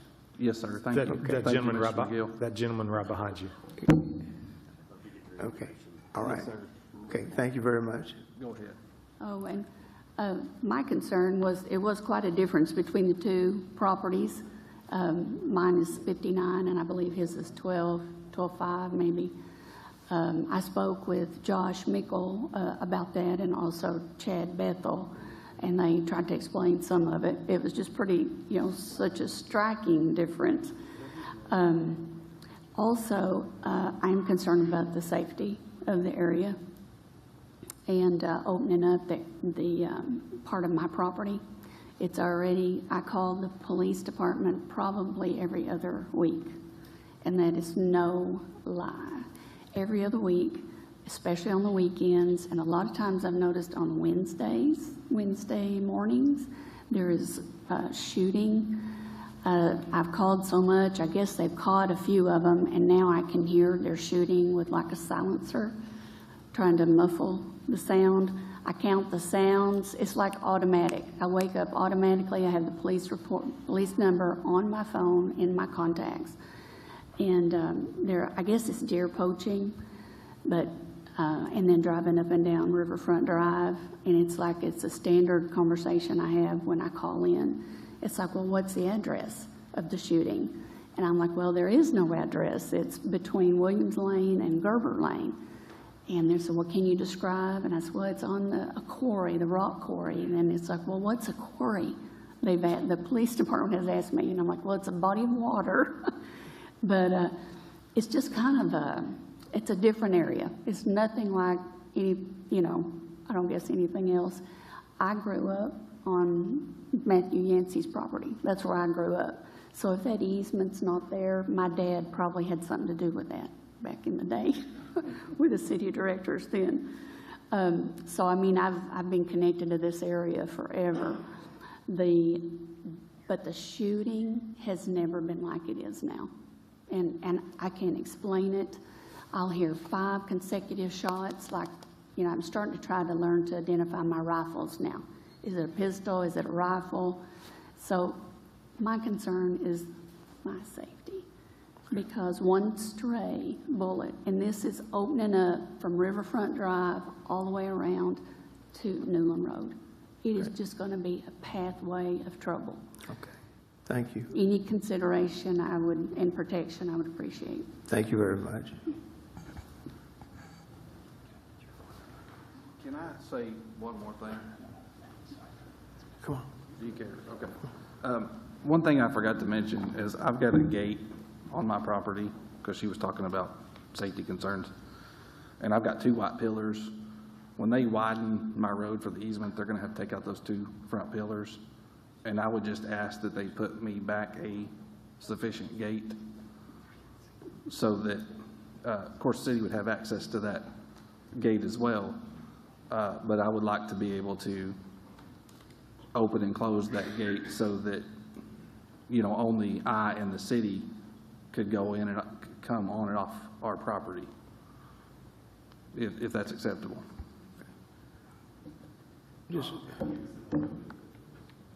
Yes, sir, and thank you for mentioning me. I appreciate it. Thank you. Okay. This time, if there are no further comments from the board, please call the roll. Directors Martin, Yes. Rego, Yes. Good, Yes. Kemp, Yes. George Katsavas. Yes. Christina Katsavas. Yes. Settle. Yes. It's approved, 7 in favor and 0 opposed. Item 7. Item 7 is a resolution authorizing acquisition of sewer utility easements in connection with consent decree remedial measures project number 17-12-C1. Mr. Mitke? This ordinance involves $2,600 in offers for easements and 7 tracts. Okay, thank you. Are there any citizens' comments? None indicating. Motion to adopt the resolution? So moved. Second. Thank you. Board comments? Seeing none, call the roll. Directors Rego, Yes. Good, Yes. Kemp, Yes. George Katsavas. Yes. Christina Katsavas. Yes. Settle. Yes. Martin. Yes. It's approved, 7 in favor and 0 opposed. This time we'll go to our consent agenda. Thank you, Mayor. There are 5 items on tonight's consent agenda, including a resolution authorizing renewal of city automobile and property insurance for 2026 and 27, a resolution authorizing a bid on 2024 street overlay reconstruction Phase B, Project 24-3-B, a resolution accepting as complete and authorizing final pay to Crawford Construction on project number 24-12-C1, a resolution authorizing change order number 1 for the I-540 and Highway 255 utility relocation project, number 23-10-C1, and a resolution accepting bids for the purchase of vehicles and equipment for the Public Works Department from equipment replacement funds and budgeted operating funds. Okay, thank you very much. Madam Clerk, are there any citizens' comments? Only on item 8D, Mr. Larry Yancey is here to answer questions. Okay, thank you for being here, Larry. Okay. Would any board member like to put any item for separate consideration? Okay. Seeing none, we'll entertain a motion to adopt the consent agenda. So moved. Second. Thank you. Any comments at all from the board? Okay, seeing none, please call the roll. Directors Good, Yes. Kemp, Yes. George Katsavas. Yes. Christina Katsavas. Yes. Settle. Yes. Martin. Yes. Rego. Yes. It's approved, 7 in favor and 0 opposed. Okay, thank you very much. This time we'll go to the officials forum. I don't have anything at the moment. We'll go to Director Rego. Thank you, Mayor. I just real quick would like to make a motion, 2 separate motions to have items considered on the March the 10th study session. The first one is I'd like to have a slot in the study session for a presentation from the Bakery District around the engineering proposal and project at 6th and Wheeler, some street and roadway safety stuff. It's been kind of proposed to the city. I think the engineering department's looked at it, or I know Stan did in the past, and I would just like the opportunity for that to be considered publicly and let us all hear about it and ask any questions we might have. So, good idea. Okay, thank you. And then also an item where we could discuss, broadly speaking, safety options around alleyway lighting. Absolutely. Okay. I second that. Thank you. Both items for the 10th, if possible. Okay. Thank you. Director Good. Nothing, Mayor. Thank you. Kemp. Thank you, Mayor.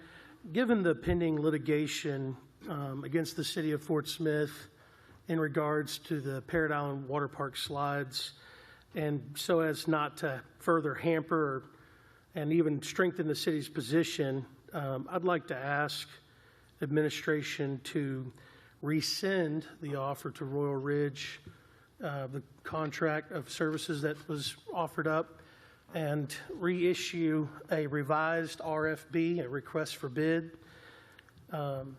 This, I think, is the cleanest way to demonstrate how the process of separating aquatic work from structural work is where savings is, and to further strengthen the fact that we need to save time and money and not tie projects like this up into a litigation, and seeking to continue to show that we have sought the lowest cost possible, which I think should be our goal.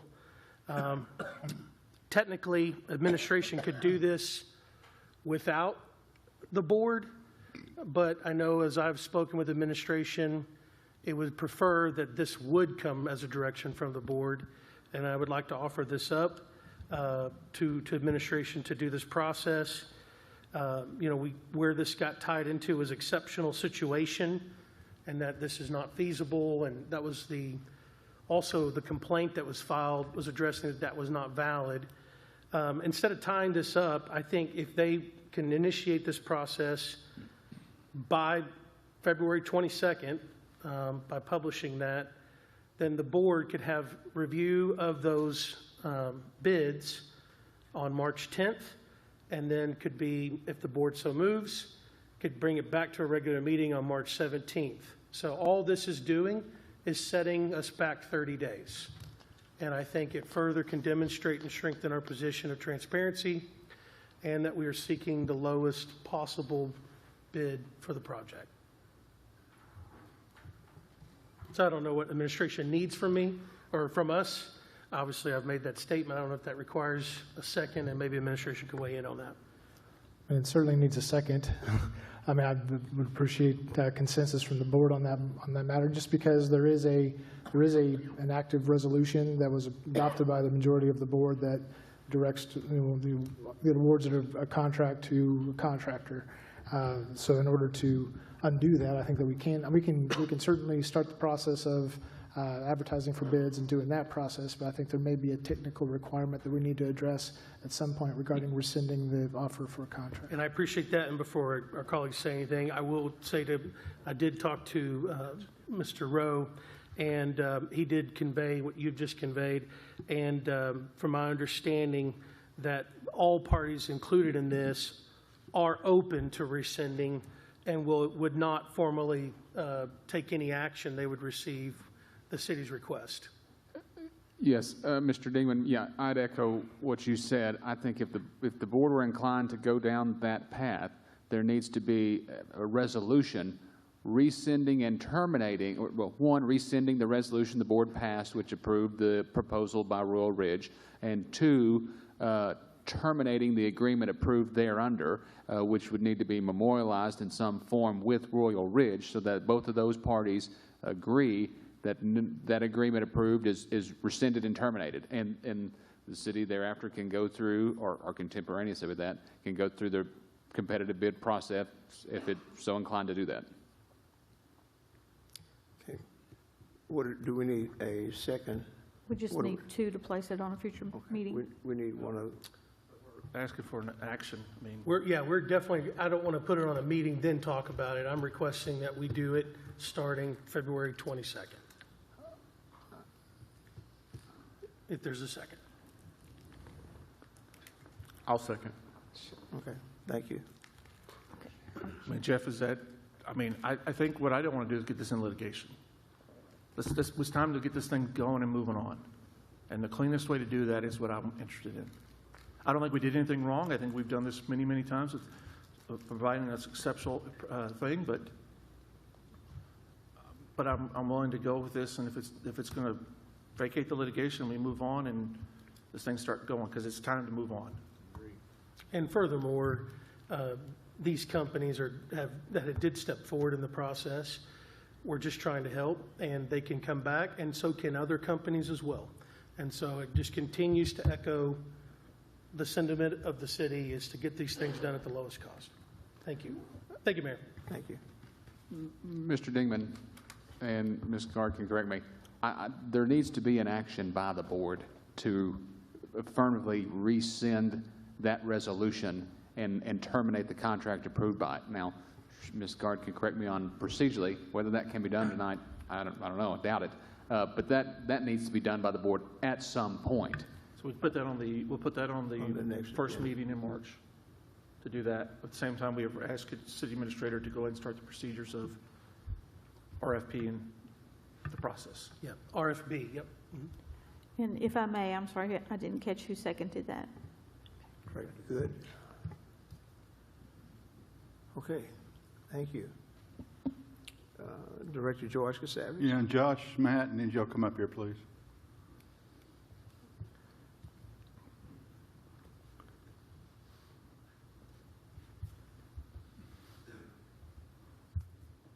This is a two-part deal, so just bear with me. At the last meeting, board meeting, I stated there were 800 shut-offs a month, and I was wrong. It's more like 1,000 now. We average around 900. Especially in the middle of the year, about 900 a month. Shut-offs. Yes, sir. And I also learned, this shocked me, if there's children living in the house, if there's no running water for 3 days, that can be removed by services? Is that true? I'd have to check that. I've heard something of that, yes. They can be forcibly removed from the home with no running water. I think that's true, by child services or whatever. Well, let me ask you this, Josh. I hate to see water cut off with kids in the house. That, you know, because now the schools are taking over, washing their hair, toothbrush, whatever. Why don't we look at placing a lien on the property, say give them 6 months. If they don't pay, then put a lien on the property. We're going to get our money one way or the other. Is that a possibility? It's in our code that we're able to. We don't exercise that just because we have around probably 50 or more % of our customers are renters, and those renters are the account holders. And then you'd be putting a lien on the property that doesn't belong to the actual account holder. Does that make sense? Yeah, it makes a lot of sense. And so then that's why we just continue with the disconnection of service as a way to get that bill paid and not have more unpaid bills continue. What other options do we have? Those are the two that we do have in our code.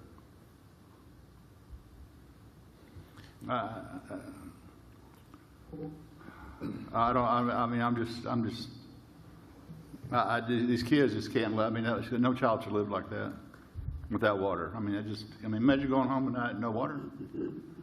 And I know people have to pay their bill. I'm not saying they're not supposed to pay their bill, but it's some other thing we can work out in lieu of payment. See, and evidently there isn't. No, there's nothing established. If anybody does have a high bill through the investigation of that, we will postpone any kind of disconnection of service and fees until we get that figured out. But just in general, with just a unpaid bill, it's by ordinance, we are to send a disconnect notice, and then after 30 days of the bill being issued, disconnection is done if the bill is not paid. Yeah. Well, answer me this question. She was on Channel 5, Heather Adams, got a $1,000 water bill, and she got an adjustment, but the adjustment didn't show up till the next month, so she didn't pay the $1,000. Well, they shut her water off, even though she had an adjustment. Why wasn't that noted by the person who logs us in that do not shut off the adjustment made? Because then she has to pay a reconnect fee of $50, correct? Yeah, and that's not necessarily, I mean, I can't speak on individual customer account situations in public. I mean, that's something I cannot. That's correct. Under the Freedom of Information Act, that information should not be disclosed publicly. You know, I think you discuss it generally as to procedures and what should be handled in that situation instead of referencing a specific account. Yeah. And so whenever we do get high bills that register on a reread and the read comes back as verified, we do outbound calls. We did over 600 outbound calls last week, excuse me, and the majority of those are calling customers to let them know they have a high bill if they have contact information on their account. And we work through that process with the customer. If we do not have any kind of contact information for the customer, we can't make contact. The bill, they will get the bill, and if they feel like it's incorrect, they will call us and we'll work through that process. Okay, what percentage would have to be considered high for normal use? For it to register a reread, it's 300% more than the previous read. Well, a few months ago, Andre made the comment, which I thought made a lot of sense. Why don't you look at their 6-month average history and see, and then, I mean, is that a possibility to see? In regards to what? I mean, looking at the 6-month average. Well, if their bill's running $35, $40 a month for 6 months, and they get a $400 water bill, that should tell you something. Yes, and in the instance, I mean, we have the parameters set up that if it's 300% more than the previous bill, then that will put up a high bill. Because again, I mean, we're looking at fluctuation throughout the year too with using water at different times. I know they're going to fluctuate. I understand. Yeah, so we like to look at the previous read, and if the next one is 300% more, that generates a high read for Matt's team to go out and make sure that the read is verified. Okay, tell me this. The lady that got the $3,000 water bill, how many gallons of water is that? One CFF, 748 gallons. How many thousands of gallons would that be? I'd have to sit down and actually figure that out to see. I mean, I can send that to you to tell you what that bill and how much water. Yeah, Kevin, can you figure that out? You're the chemical engineer. If I remember seeing what I saw, it was 111 tier, because you got to remember it's water and sewer, so 111 tier at 750,000, 750. It's about 84,000. 84,000 gallons of water. Yeah, that's at 111 tier. You know, Joseph, bills like that shouldn't even be sent out. They should raise the red flag, say, hey, there's something wrong here. If that number's correct, I saw I some. mean, yeah, there could be a major leak. I mean, that's a possibility, but the people are, I mean, this is bankrupting people. You know, the one lady had the $3,000 bill selling her personal belongings to pay the bill. I mean, okay, let's go to the meters. You're in charge of the meters. Yes. These meters are a piece of crap, Matt. They're the cheapest meters you could buy. I agree. I know. I'm not getting on you, believe me. I know you two, you're good people. Tracy, the former auditor, went out to California to the plant, and she was appalled at the way these meters were being made. Like they were just being thrown together. There was no checks on them. There was no calibration. The manufacturer says when we ship these, the cities that buy them have to test every meter before they're installed. That wasn't done here. So how in the world can you say we didn't test every meter? There's no way. Well, we do. We test every meter before it's installed. Do we have a test bench? We test every meter before it's installed. Okay, test it for what though? With our I'm test talking bench. about back years ago when we bought these. Oh, back years ago? Yeah. Well, and I don't remember how long ago it was. It hadn't been that many years ago when we got the test bench, but I can't speak to. Yeah, with 10, 15 I years know ago. they weren't tested. So how do we know these meters are accurate? Well, I mean, anytime we come up, I mean, most of these in the last several years have been tested. And so, you know, and when we have questions come up, we come back and we test them. You know, we pull the meter, we'll swap it out with one that's already tested, and then we'll test the one that we pull out. Mm-hmm. I mean, a lot of times when we're coming up with these issues with the majority of the time when we have concerns about the bills and we pull a meter and we test it, they pass the test. Mm-hmm. They pass within the specified limits. The calibration. Yeah, the calibration. So we're not seeing, you know, we're not seeing that many meters fail. These meters, they'll read air, won't they? I'm sorry, what? They'll read air. Want the air going through the line, they'll read it, won't they? I can't understand what you're saying, The George. meters will read air. Air that goes through the line, it'll read the air too, won't it? They shouldn't read air. They should read. I think they do. But no, I mean it should be fluid. I mean water. When I say fluid, I should say water, not fluid. But why haven't we looked at legal action against this company? The other cities are doing it. You know, I'm not the one to ask about legal action against the company. Colby, can you file a lawsuit against these people? I need a little more context and direction. I mean, if the city contracted with some company to get meters, and the meters are substandard, they failed some warranty, they failed contractual obligations, then yes, presuming we're within a statute of limitations period, the city could have a claim. We'll file one tomorrow. Okay. That's the way I feel about it. So, Matt, the real solution here is new meters, isn't it? Yes. And then that's $2.6 million per 10 meters, for 10,000 meters? Yes. Good meters? Yes, yeah. Yes, those were the cost. Basically what we're running is for Badger meters. Man, I'm not blaming you, I mean, you're the best street department employee we've ever had. I mean, head.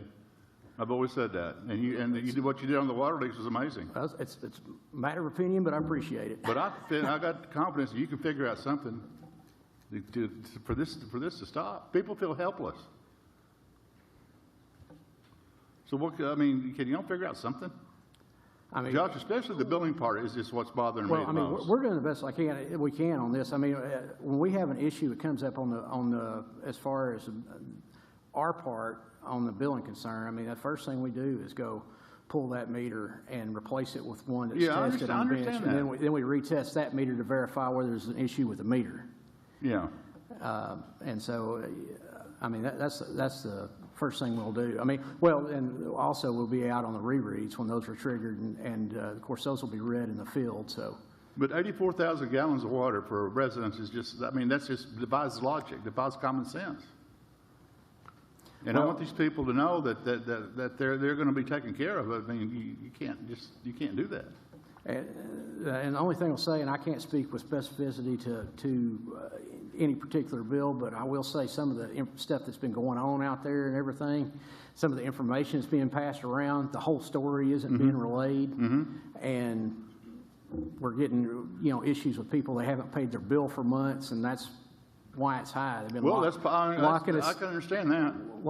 Fence out the meter, lock us out of the yards, putting objects over the meter box so we can't get it open, can't get to it, and so there's a lot of that going on a lot of these complaints, and we can't just come out here and say with specificity that's what's happening in this particular case right here. I understand. Does this billing system need to be revamped? I'm sorry, what? The billing system, does it need to be revamped? No, Josh? I don't think so. You don't see any flaws in it at all? I think Josh was doing an excellent job on it, actually. Josh does good work. I gave him credit. So yeah, he does. I believe they're continually meeting their goals and stuff on accurate billing and everything. So within what's considered an acceptable amount of error on utility billing. So as far as from a statistical standpoint, I think yes, they're doing fine. That's about all I got. Okay, thank you. Well, I have a question related to that. If it's not the meters, could it be the software that's doing the reading? Okay, so there are limited errors. Okay, it's like the ERT errors, the ERT errors, and everything. There's a limited amount of errors where we're getting a wrong read in the transmission, or something's not being transmitted, and then all of a sudden 1 month it picks up, and then we get a huge bill like that. But those are pretty limited. I was looking at numbers Josh was showing me earlier from recent numbers, and on our reread errors, on our actual errors, I mean, it was just on the last set of numbers I saw, there was only like 12% of them that were of the errors that were due to that. Most of the errors, 88%, were actually on manual reads, and just errors from the manual reads getting the wrong number essentially entered. Because I had a gentleman that contacted me, and he had a $2,700 bill on his irrigation line that's been winterized. And he said, I could have filled my swimming pool twice. And so I'm wondering, with the software we have, is there any way we can put some safeguards in it where it's triggering a manual review when we have a situation like that?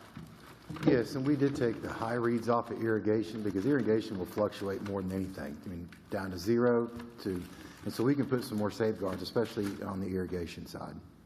Okay, thank you. I've got something I wanted to share with you. Turn your mic. I'm sorry. One of the things that obviously folks getting a high bill, that's a shock to them. But it seems like I find out about it on social media. Yeah, and people, I get bombarded by it. And I would like to see some of this data that these 300% increase. I'd like to see what those numbers are, because it would help prepare me, but also I think it might allow me to ask some additional questions. I want to see how many of these are out there on a billing cycle basis. I don't know if we need one every cycle, but like one cycle, one run through. How many are we getting that are hitting 300% higher than the previous read? And we did. You had an email and you asked for some similar information. Yeah. So we were looking at making sure to get that end of month. Okay. And so the 1st of March, we should have some Okay. reread information, see if usage did increase in February. I will say before we leave this subject is that this week, customers will start getting bills with the 3.5% sewer increase this week that was effective January 1st. And so that usage in January is now starting to be billed to customers. So I do feel that the inquiries, our phone calls will still continue to be higher than average because, again, customers are being charged water usage for their sewer portion, and now their sewer rate is going up 3.5% along with the base charge. Well, I always go back to that time where the one guy got $100,000+ bill, and Yeah, to that's me, right. to me, that should have never been. I mean, Yeah, that's that right. should have never gone out. Nope. And some of these, I question, should it have ever gone out? Now, I know there's some extenuating circumstances that we're aware of on some of these, but, you know, $4,300 or whatever on a water bill, to me, I think we need to pause and do something. Now, if we don't have contact information, we don't have contact information. But man, I tell you, that's a shock to people. It's a shock to me, but it's a shock to people. And I figure if there's a way that we can mitigate that as much as possible, I think that would be helpful. Okay, Matt and I have worked really well together, and we'll continue to do that to make more improvements. Okay, thank you. Director Christine Savage. I had one more thing. In speaking with residents, they feel like the project concern paperwork can be kind of cumbersome. So when we have a situation like Director George Katsavis was talking about, where people are looking at shutoffs and we're letting them know about the program, do we have the ability to walk them through that, through all the forms? Because I hear it can be quite lengthy. Yes, we do have a dedicated employee that works at City Hall in the collections area that does all the project concern applications, and she is there to speak with any customer that comes in and inquires about it and walk them through the paperwork. Because I had someone that reached out to me, and I told them about project concern, and they said the paperwork is overwhelming. So we have someone that we can direct them to specifically for that purpose. Yes, they're at City Hall in the collections area. Okay, thank you. Yes, ma'am. Director Savage, do you have any other items? Okay, Director Settle? No. Okay, Director Neil Martin? Nothing for me, Mayor. Mayor, could I say Okay. something? Yes.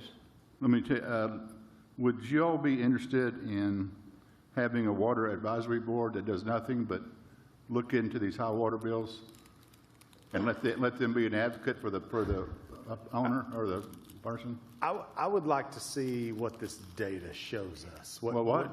I'd like to see what the data shows us that Josh just mentioned. Yeah. And see what that looks like before maybe doing I mean, something give them like the that. power to have the meters pulled and tested to make sure they are accurate.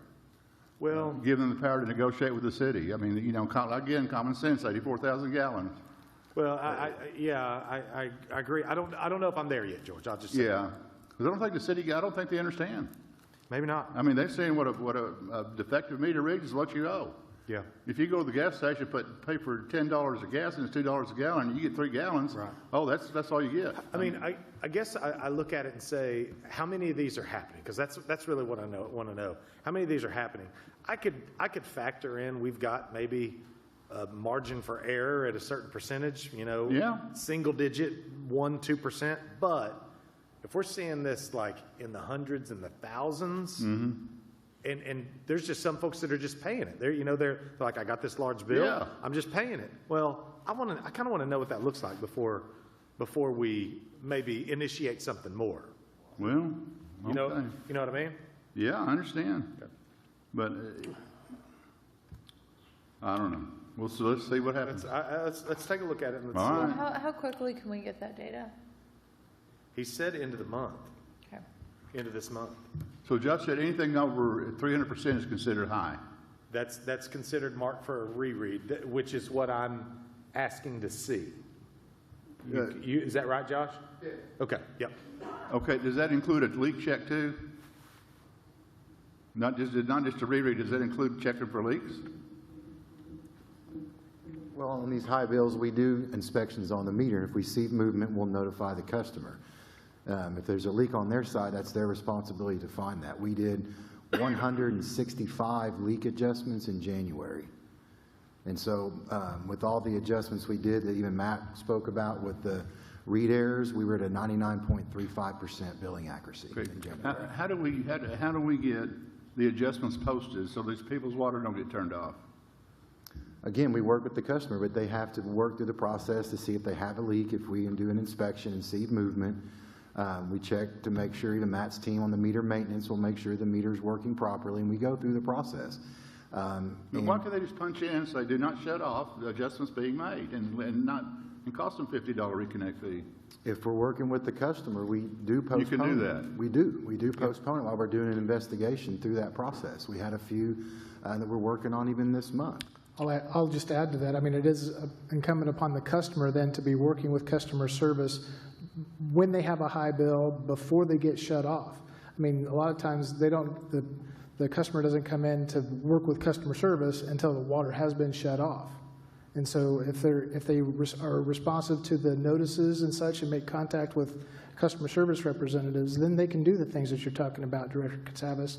But if they wait until the shut-off happens... Well, I understand that, and that happens, I agree. I don't know that that's fair, because I talked to a lot of people that they've called in, and they have issues. They don't get anywhere when they call in. Yeah. I mean, that's what I hear all the time. One of the one that was $4,300, that was, the one thing that threw me off about that is that call-in came the month after the high bill. And so I encourage people, once you get it, call. But you're right. I mean, if there's a customer service issue, obviously we got to deal with that. We got to get that right. Yeah, that's why we need an advisory committee to deal with that. Somebody unbiased, and that'll take care of the people. Yeah, I'm just going to jump on in there, Mayor. Everyone else is doing the same. I know you're getting ready to call on me, but I just wanted to put in some comments as well. You know, all these situations are different. You know, Director Martin is talking about a $4,300 bill. You know, I actually just had a lady with over a $3,000 water bill, and working with Matt and Josh both. I mean, they go through the process. You know, we get the averaging. Well, they do what they do.